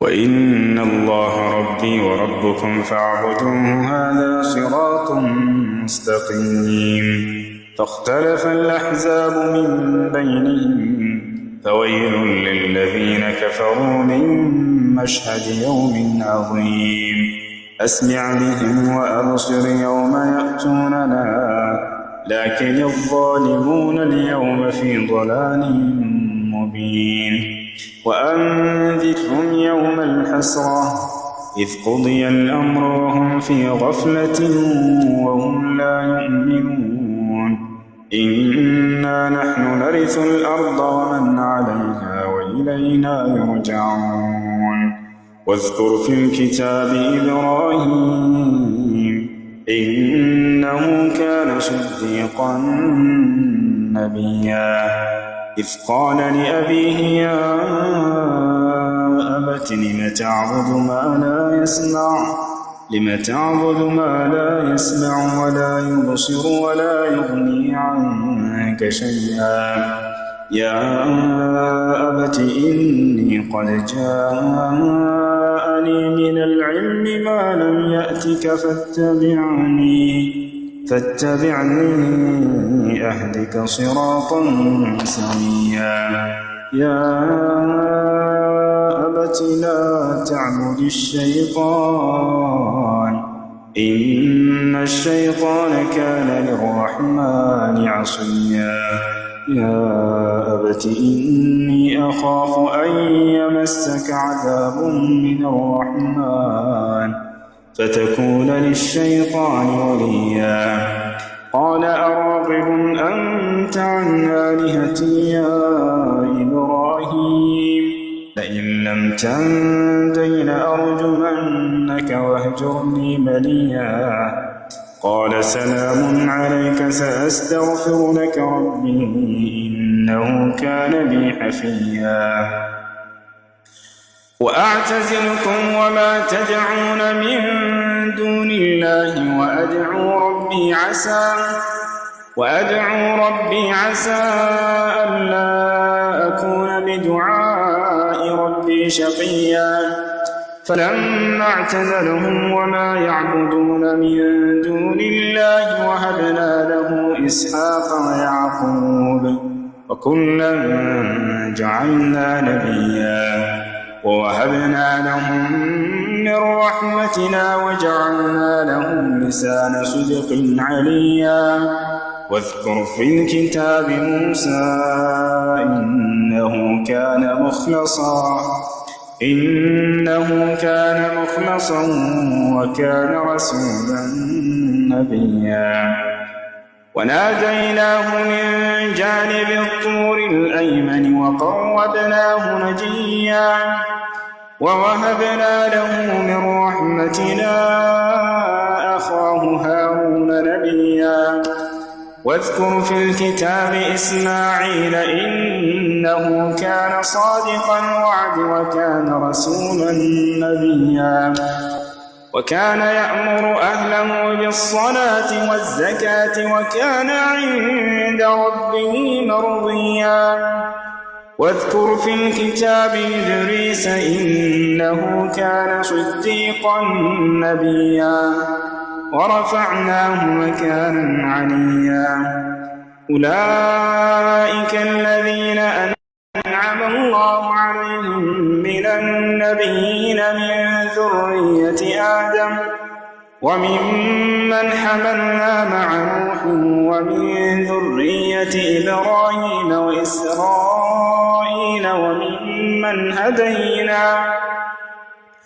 وممن هدينا واجتبينا إذا تتلى عليهم آيات الرحمن خروا سجدا وبكيا فخلف من بعدهم خلف أضاعوا الصلاة واتبعوا الشهوات فسوف يلقون غيا إلا من تاب وآمن وعمل صالحا فأولئك يدخلون الجنة ولا يظلمون شيئا جنات عدن التي وعد الرحمن عباده بالغيب إنه كان وعده مأتيا لا يسمعون فيها لغوا إلا سلاما ولهم رزقهم فيها بكرة وعشيا تلك الجنة التي نورث من عبادنا من كان تقيا وما نتنزل إلا بأمر ربك له ما بين أيدينا وما خلفنا وما بين ذلك وما كان ربك نسيا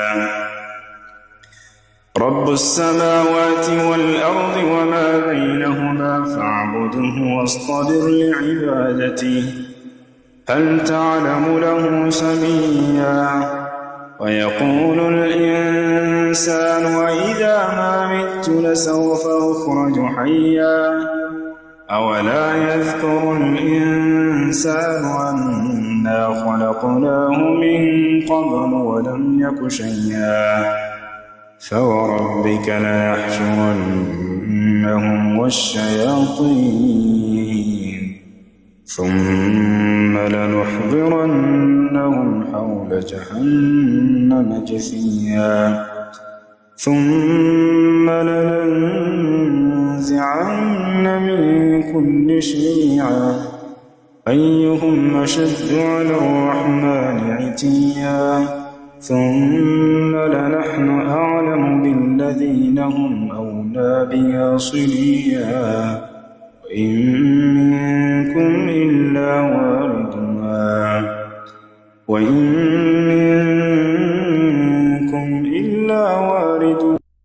كان على ربك حتما مقضيا ثم ننجي الذين اتقوا ونذر الظالمين فيها جثيا وإذا تتلى عليهم آياتنا بينات قال الذين كفروا للذين آمنوا أي الفريقين خير مقاما وأحسن نديا وكم أهلكنا قبلهم من قرن هم أحسن أثاثا ورئيا قل من كان في الضلالة فليمدد له الرحمن مدا حتى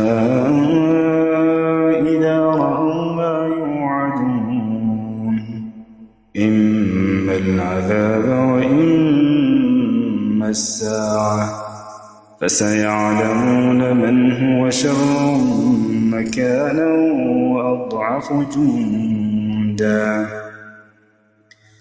ويزيد الله الذين اهتدوا هدى والباقيات الصالحات خير عند ربك ثوابا وخير مردا أفرأيت الذي كفر بآياتنا وقال لأوتين مالا وولدا أطلع الغيب أم اتخذ عند الرحمن عهدا كلا سنكتب ما يقول ونمد له من العذاب مدا ونرثه ما يقول ويأتينا فردا واتخذوا من دون الله آلهة ليكونوا لهم عزا كلا سيكفرون بعبادتهم ويكونون عليهم ضدا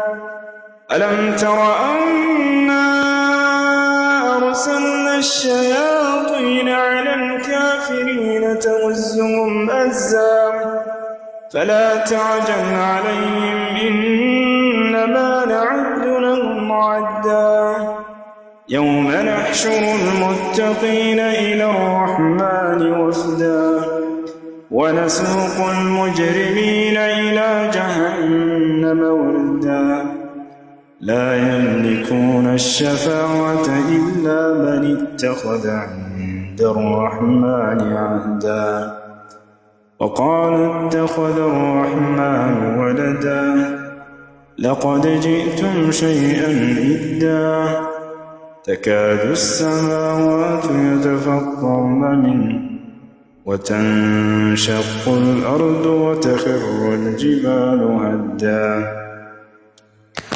أن دعوا للرحمن ولدا وما ينبغي للرحمن أن يتخذ ولدا إن كل من في السماوات والأرض إلا آتي الرحمن عبدا لقد أحصاهم وعدهم عدا وكلهم آتيه يوم القيامة فردا إن الذين آمنوا وعملوا الصالحات سيجعل لهم الرحمن ودا فإنما يسرناه بلسانك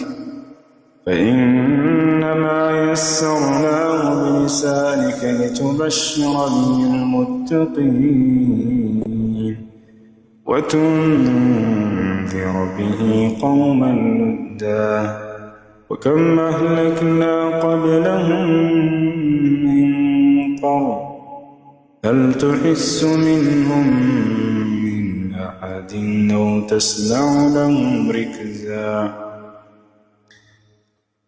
يا عبادي الذين آمنوا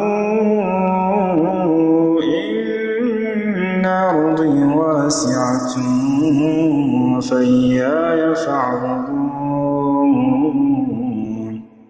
كل نفس ذائقة الموت كل نفس ذائقة الموت ثم إلينا ترجعون والذين آمنوا وعملوا الصالحات لنبوئنهم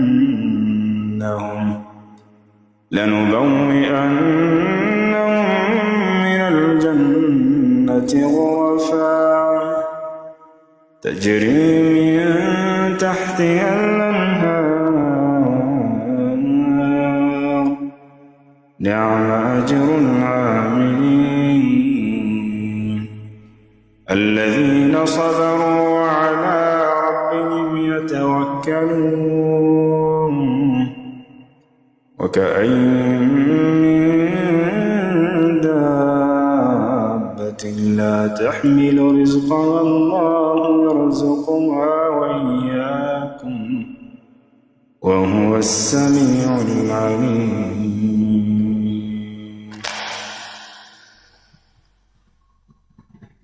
وما لنا ألا نتوكل على الله وقد هدانا سبلنا ولنصبرن على ما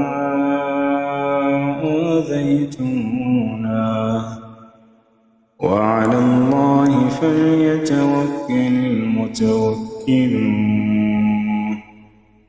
وقال الذين كفروا لرسلهم لنخرجنكم من أرضنا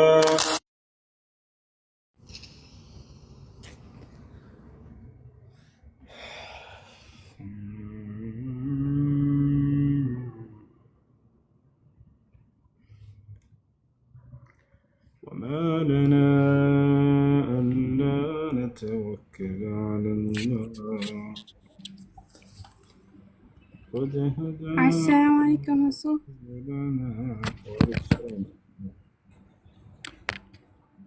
ጥያቄ መጠየቅ ይቻላል?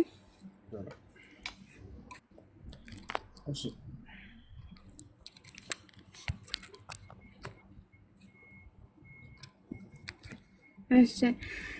ያኔ ብዙዎቻችን ቅራአት የምንቀራው በኦንላይን ነውና በወንድ ኡስታዝ ማለት ነው። እና አንዳንዶቹ አይቻልም ይላሉ። በሴት ካልሆነ በወንድ አይቻልም ይላሉ። እና ይሄ እንዴት ይታያል? እስኪ አብራራልኝ ማለት ነው። እሺ በመጀመሪያ መሆን ያለበት ሴቶችን ሴቶች ወንዶችን ወንዶች እንዳይቀሯቸው። ጥሩ አቅራዎች ካሉ ከሴቶች የዛኔ ከነሱ ጋር ትቀራላችሁ።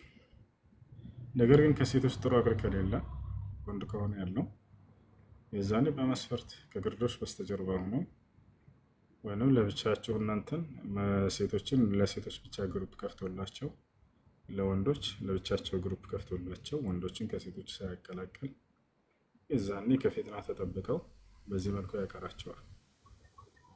ያናሽ እሺ ሽክራን ጀዛኩሙላህ። አፉን አንን ተሻለ የተሻለ ነው አልሐምዱሊላህ።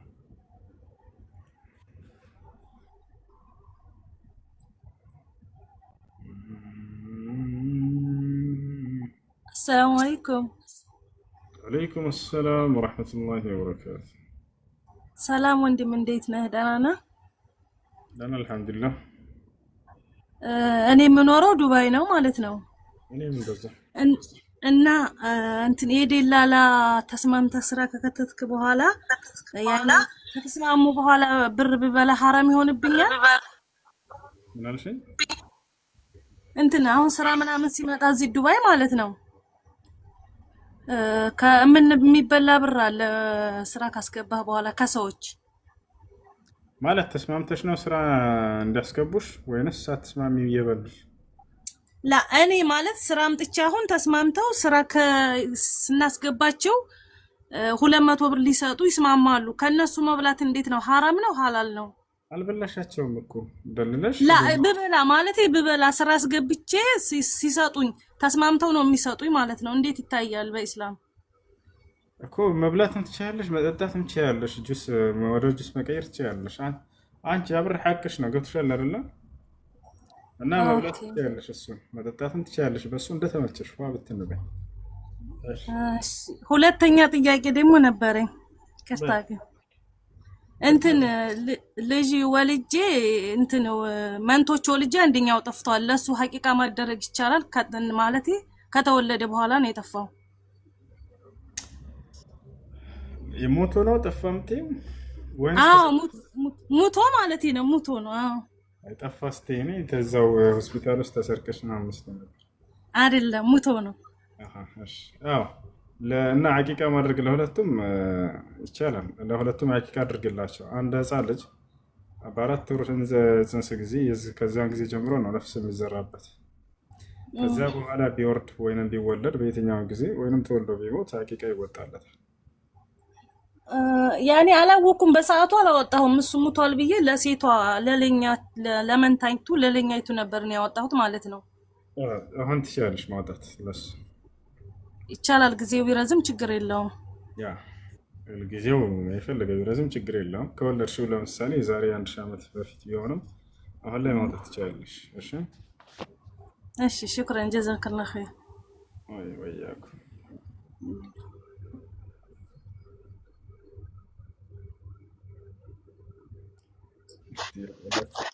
السلام عليكم ورحمة الله وبركاته. عليكم السلام ورحمة الله وبركاته. سلامنا.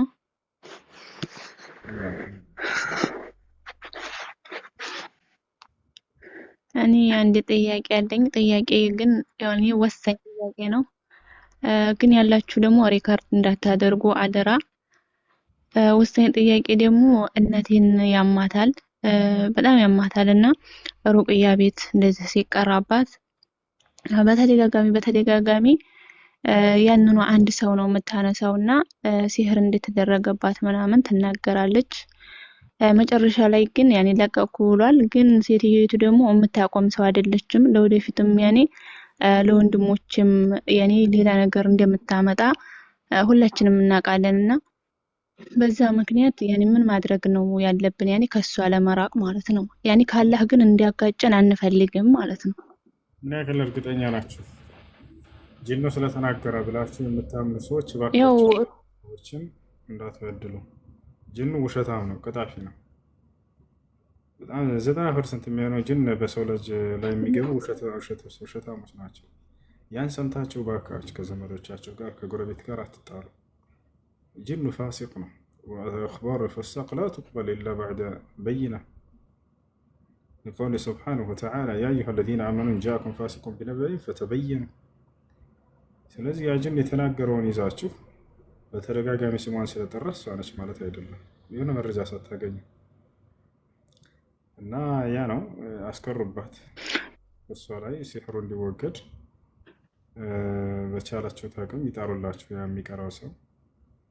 ከዚያ ውጭ ቤተሰብ ጋር ጎረቤት ጋር ባትጣሉ መልካም ነው። የጅን ወሬ ይዛችሁ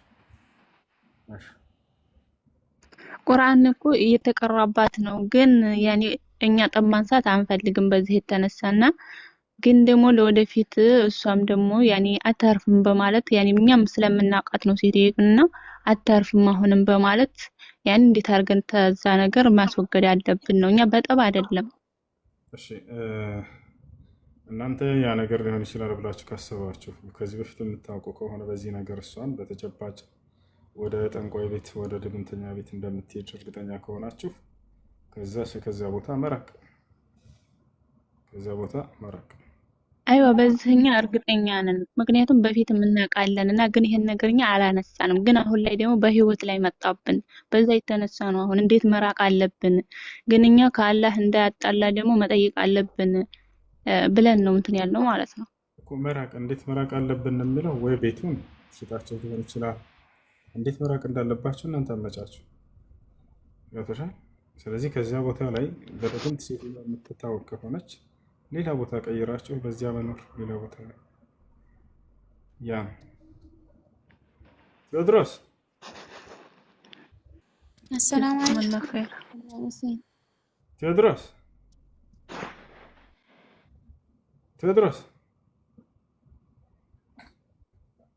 በደምብ ተናገር። እዚህ ኮሜንት ላይ አይደለም። እሺ እሱ የኔ ጥያቄ አጭር ነው። አሰላሙ አለይኩም ወራህመቱላሂ ወበረካቱ። ቴዎድሮስ አለ ኮሜንት ላይ ምን እያልክ ነበር? ተናገር፣ በድምጽ አውራ የምትፈልገውን አውራ። ሳስነውና ጠይቅ፣ ደስ ያለህን በእኔ ላይ ተናገር። ኮሜንት ላይ ከምትናገር ተናገር። ገብተህ ወንድ ልጅ ነህ አይደለ? ሄሎ አለ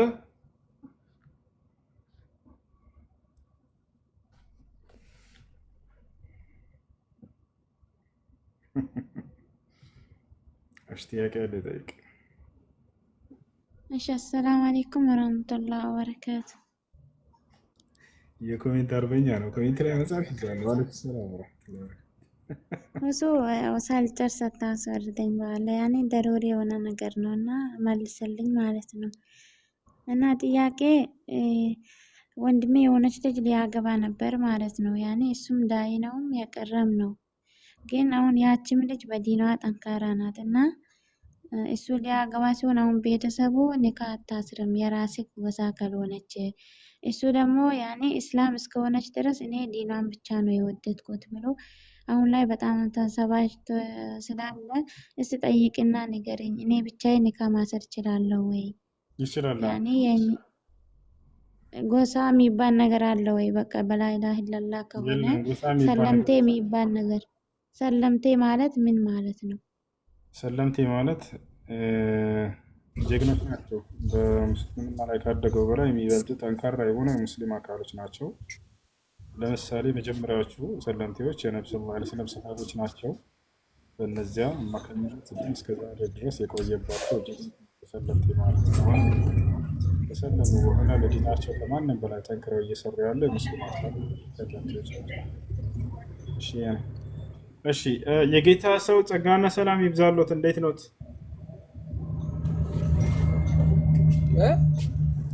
ላ ሐውለ ወላ ቁወተ ኢላ ቢላህ ሐቢቢ።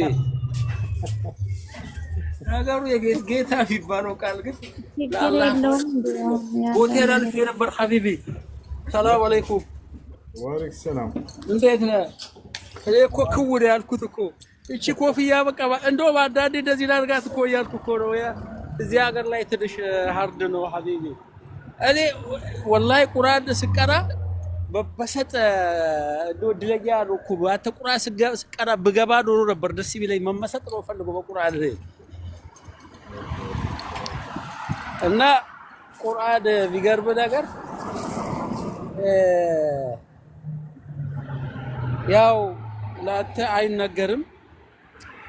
ቁርአንን ተመስጦ ለሚያዳብጥ ሰው መድኃኒት ነው፣ ፍቱ መድኃኒት ነውና እኔ እንደው አንዳንድ ጊዜ ቁርአን ተመስጬ ሳዳምጥ ቢገርምህ እንደዚህ እየወረደ ነው የሚጠፋልኝ አንዳንድ ነገር እዚህ ጋር ውጥር ብሎ ሲያደንትን የሚዘኝ ነገር ማለት ነው።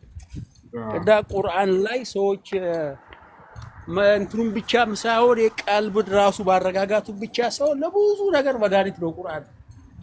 በደንብ ላመነበት ሰው ላላመነበት ሰው ማስቸገር ላበረበት ሰው እና ያንተን ቁርአን ማሻአላህ አላህ ይጠብቅህ። Bienvenue. Vous trouvez une inscription à l'annuaire አላህ ይጠብቅህ ለማለት ነው። እና ምርጥ ምርጥ ደግሞ ተከታዮችን ደግሞ በቁርአን መቅራት ቀርቶ ደግሞ ሰዎችን የሰዎችን ልብ የሚያረካ የሚሆንን ቁርአን የሚቀሩ ሰዎችን አላህ ያብዛልን። የተሳለ ለማለት ነው ሀቢቢ። ሌላ ጊዜ ልግባ በአላህ አንተ ቁርአን ስትቀራ ማዳመጥ ነው። አሚን ኢንሻአላህ። ሹክራን ጀዛከላህ ኢንሻአላህ።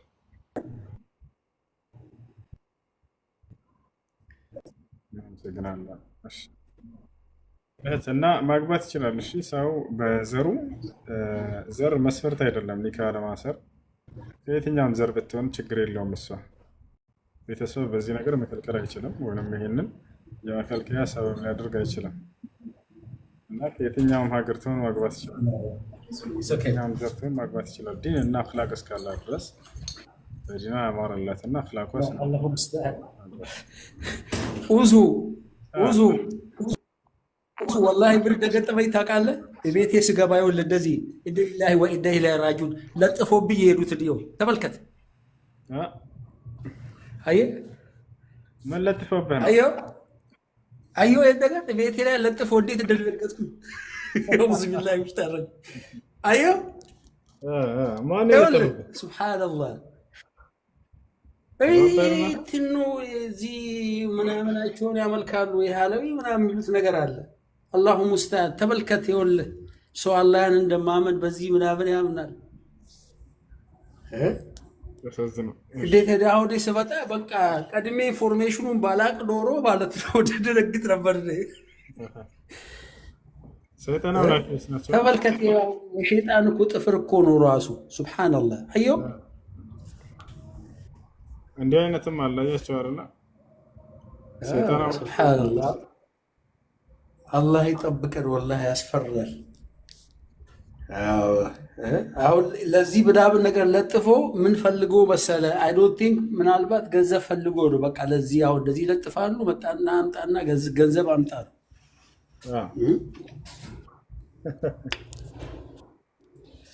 አላህ እንግዲህ የለጠፈችውንም አላህ ሂዳያ ሰጥቷት፣ ይህንን የሚያምኑትንም ራሱ ሂዳያ ሰጣቸው። ቀጥተኛው መንገድ መርቷቸው በነቢዩ ሰለላሁ ዐለይሂ ወሰለም መንገድ የሚሄዱ ያርጋችሁ ያድርገን። አላሁመ ሰሊ ወሰለም ዐላ ሰይድና ነቢና መሐመድ ሐቢብ። አሚን አሚን አሚን። ሹክራን ሹክራን። ጀዛከላህ ኸይር ወንድሞች።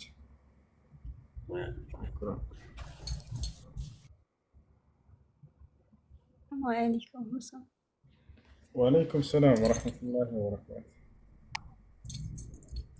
አማን ነው። ሰላም ነው፣ አልሐምዱሊላህ። ሁሱ ሴት ልጅ ቅንድቧን ማሳጠር እንዴት ይታያል? ያኔ የተወሰነ መቀነስ፣ ረዝሞ መቁረጥ ማለት ነው። በጣም ረዝሞባት ከሆነ አይኗን እስከ መጋረድ የደረሰ ከሆነ የዛኔ ችግር የለውም። ከዛ ውጭ ግን ለውበትና ለመልክ ብላ ምንም እያረዘመውን አይቻልም፣ አይፈቀድም። አይናቸው ቅንድብ የሚረዝምባቸው ደግሞ ሲያረጁ ጊዜ ነው። አይታችሁ ከሆነ በአብዛኛው ሽማግሌዎች፣ አሮጊቶች የዛኔ ቅንድባቸው በጣም የሚረዝምና ወደ አይናቸው እንትን ሊል ይችላል። ከዚያ ውጭ ግን ለውበትና ለቁንጅና ብላ ብላ እንትን የምትል የምታሳጥር ከሆነ አይፈቀድም። ነቢ ሰለላሁ ዐለይሂ ወሰለም ከልክለዋል። ሐዲስ ላይ ለዐነ ረሱሉላህ ሰለላሁ ዐለይሂ ወሰለም አናሚሳ ወልሙተነሚሳ ሲል መጥቷል። የአላህ መልእክተኛ ነቢ ሰለላሁ ዐለይሂ ወሰለም ቅንድብን የሚቀነደቡና የሚያስቀነድቡ ሰዎችን ረግመዋቸዋል። ስለዚህ ከታላላቅ ወንጀል ነው፣ አይቻልም። መርሐባ። ፀጉርን መቁረጥም እንደዛው ነው ማለት ነው።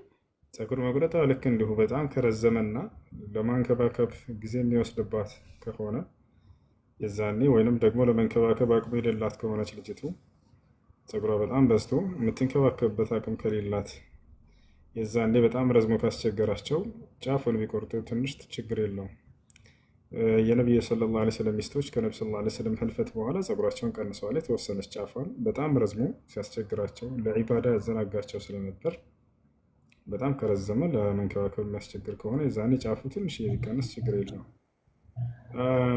ግን እንደዚህ አይነት ፀጉር ያለው ነው ዛሬ ኢትዮጵያ ላይ ፀጉሯ ወርዶ ከጆሮ በላይ ከሆነ ግን አይቻልም በፍጹም። ከወንድ ጋር ይመሳሰላሉ። ከዛ በኋላ ያችን ከቆረጡላት።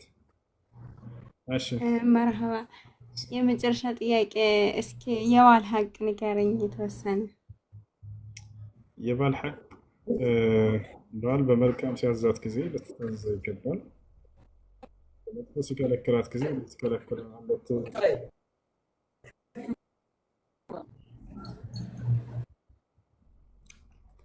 እሺ እና እኩል ሀቅ ነው ያላቸው በዚህ ጉዳይ ላይ ነገራችን ላይ በመልካም ማዘዝ እና ከመጥፎ መከልከል በሚለው ላይ እና ያ ነው።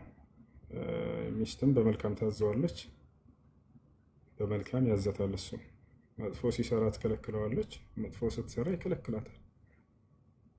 ሌላው ነገር የቤት እሱ የሚስቱን የማስተዳደር ኃላፊነት አለበት። እሷ ደግሞ በመጥፎ እስካላዘዛት ድረስ የዛኔ ልትሰማ ይገባል። ምናልባት ከቤት መውጣት ብትፈልግ የዛኔ ልታሳውቀውና ልትነግረው ይገባል። ያለ ፈቃዱ እንደፈለገች መውጣትና መግባት እሱ ጥሩ አይሆንም። ለሱም ለትዳራቸው ጥሩ አያስኬድም። እስካገባች ድረስ በባሏ ሐቅ ስር ትሆናለች። ይህ ነው እና ብዙ ሰው የሚመስለው እሱ ብቻ የሚያዝ ይመስላችኋል። እሷም ልክ እንዲሁ በመልካም ታዘዋለች፣ ከመጥፎ ትከለክለዋለች። እኩል ሐቅ አላቸው። አላህ ይህም በቁርአን ላይ ወለሁነ ሚስሉ ለዚ ዐለይሂነ ቢልማዕሩፍ ይላል። በእነርሱ ላይ ባለው ልክ በእናንተም ላይ ልክ እንዲሁ ለእነርሱም ሐቅ አላቸው ለሴቶቻቸው ብሎ ተናግሮላቸዋል። ልክ እንዲሁ ደግሞ ሐዲስም ላይ ለሁነ ማ ዐለይኩም ወዐለይሂነ ማ ዐለይሂነ ብለዋል። ለእናንተ በእነርሱ ላይ ያለው በእነርሱ ላይ በእናንተ ያለው ላይ ሐቅ አላቸው እኩል ብሎ ተናግረዋል። ስለዚህ ያ ነው። እሺ ጀዛከላህ ኸይር። ያ ሰላም። እሺ ልጆች ተሻለህ ወይ ላሳያቸው እንዴ? ምናልባት ለውጥ ያለ ይመስለኛል። አሁን የሆነ መድኃኒት ሰጠኝ እየተጠቀምኩ ነው። ከ2 ሳምንት በኋላ ለውጥ ከሌለ ኦፕሬሽን እናደርጋለን ብለኛል። ለወለታ ትናንትና ሚጅ ወለታ ነው ያወለታ ለታያችሁ 1 2 ከላይ ያለ ቀንሳል መሰለኝ ይታያችኋል። ከላይ ያለችው ትንሽ ያጣ ነበረ። ያውና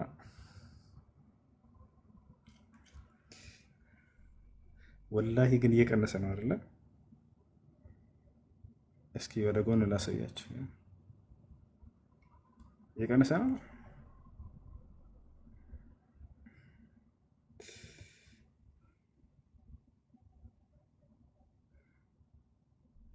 በጣም የገረመኝ ወላሂ ዶክተሩ ማለት ነው። አሁን ለታሄድኩበት ሻርጃ ነው። ይህንንም ሁለቱንም አየውና መረመረውና ካየ በኋላ ይሄኛው ራሱ ላይ ከዚህ በፊት የተፈጠረበት ችግር አለ አይደል አለኝ። በጣም ነው የገረመኝ ወላሂ። አዎ አልኩት። በጥንካሬ እንዳውም ይሄኛ ይበልጣል አለኝ። አዎ አልኩት። እውነቱን ነው። ይታችኋል። እዚህ ላይ ምን እንደተፈጠረ ታውቃላችሁ? የዛሬ 8 ዓመት ምናምን አካባቢ ቤት እያለሁኝ ወንድሜ ጋር ክላስ ነበር የምናድረው። ቤት ውስጥ ምናምን እንደዚህ ኳስ ስለሚጫወቱ ኳስ ተጫውተው ሲመጡ እዛው አጠገች የምናድርበት እዛቸው ክላስ ውስጥ ነው ጫማቸውን የሚያስቀምጡት እና እኔ ደግሞ ትንሽ ሽታ ይረብሸኛል፣ የጫማ ሽታ። ከዚያ አንድን ነድ አመጣሁኝና ከሱቅ ገዝቼ ቤት ውስጥ ሰካሁት። ነዱን እንደዚህ አምጥቼ ነዱን እንደዚህ ወደ ላይ ነው የሰካሁት። እሳቱ ወደ ታች ይሆናል ማለት ነው። እንደዚህ ነዱ እየተቃጠለ በዚያው እንዲጨርስና እንዲያልቅ ወደ ላይ ነው የሰካሁት። ከዛ እንደዛ አድርጌ ወንበር ላይ ቁጭ ብዬ ስልክ እየነካካሁ ነበር። የፀጉር ቤት አለ አይደለ? ወንበር ማለት ነው። ይሄ ፀጉር የሚስተካከሉበት እሱ ላይ ልክ ረስቼዋለሁኝ። እሱን ነዱ ልክ እዚህ ከፊት ያጠገብ ነበር ያለው። እዛ እንዲሸተኝ ያን ሽታ እንዳያባርልኝ። ከዛ ቀጥ ስል እዚህ ጋር መቶ ስክት ነው ያለው። ወላሂ እዚች ጋር ደስ የሚለው ግን እዚህ ነው። በቃ መካከል ላይ አይደለም ምናምን። እዚህ ጋር ቀጥታ መቶ ስክት እንዲህ ብዬ ንቅል አደረግኩት ብሎ ከዛ ትንሽ ወንድም ያበረች ኢብራሂም የምትባል ደነገጠች፣ አስታውሳኝ። ከዛ ለተወሰነ ቀን ይሄ ቅልት አለ በጣም እና አሁን ከትላንት ወዲያ ሻርጃ ስመረመር ከዚህ በፊት እዚህ ላይ የተከሰተ በሌላ ችግር ነበረ እንዲህ አለኝ። አልኩት የሚገርመው ይሄኛው ይበልጣል በማየት ራሱ ማለት ነው። መንጃ ፈቃድ ላወጣ ስል አንዳንድ ከሩቅ የሚፈትኑ ወንጪ ፊደላት ምናምን ይሄ በደንብ ያለ። እዚህ ላይ ግን ያነድ እንትን ድሮ ስለነበረ ትንሽ ትብሏል። አሁን እየቀነሰ ነው። በእጅህ አትነካካው ምናምን ብሎኛል። እኔ ግን በጣቴ ብቻ ስለሆነ የምነካው ችግር የለም እንትን የለውም። እቺ ወላሂ እየቀነሰች ነው ከላይ ያለችው።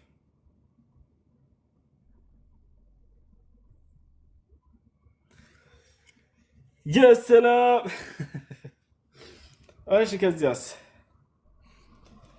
يا أيها المزمل قم الليل إلا قليلا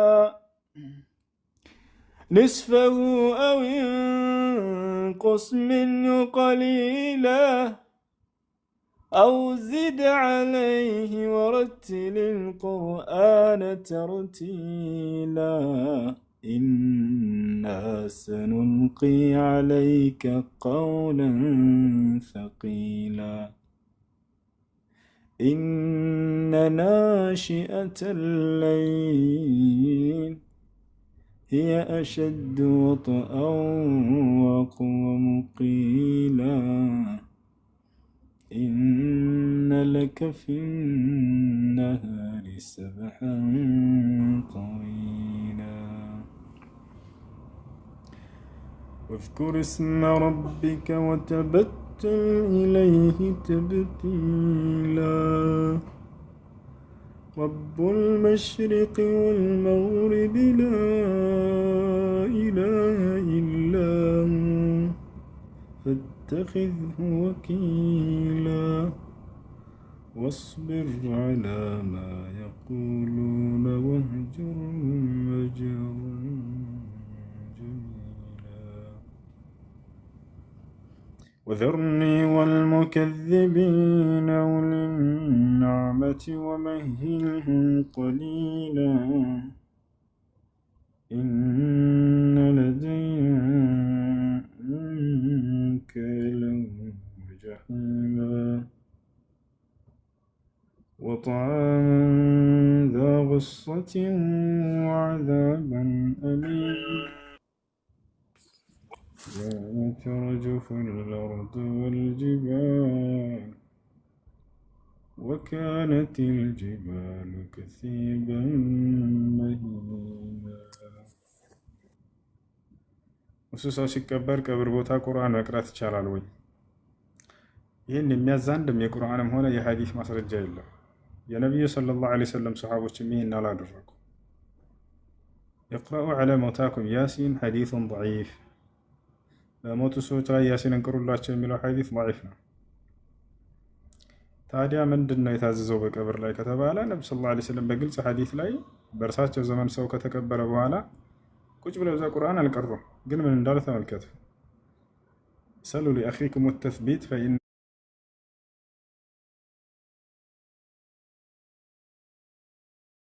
አልአን ዩስአል አሉ።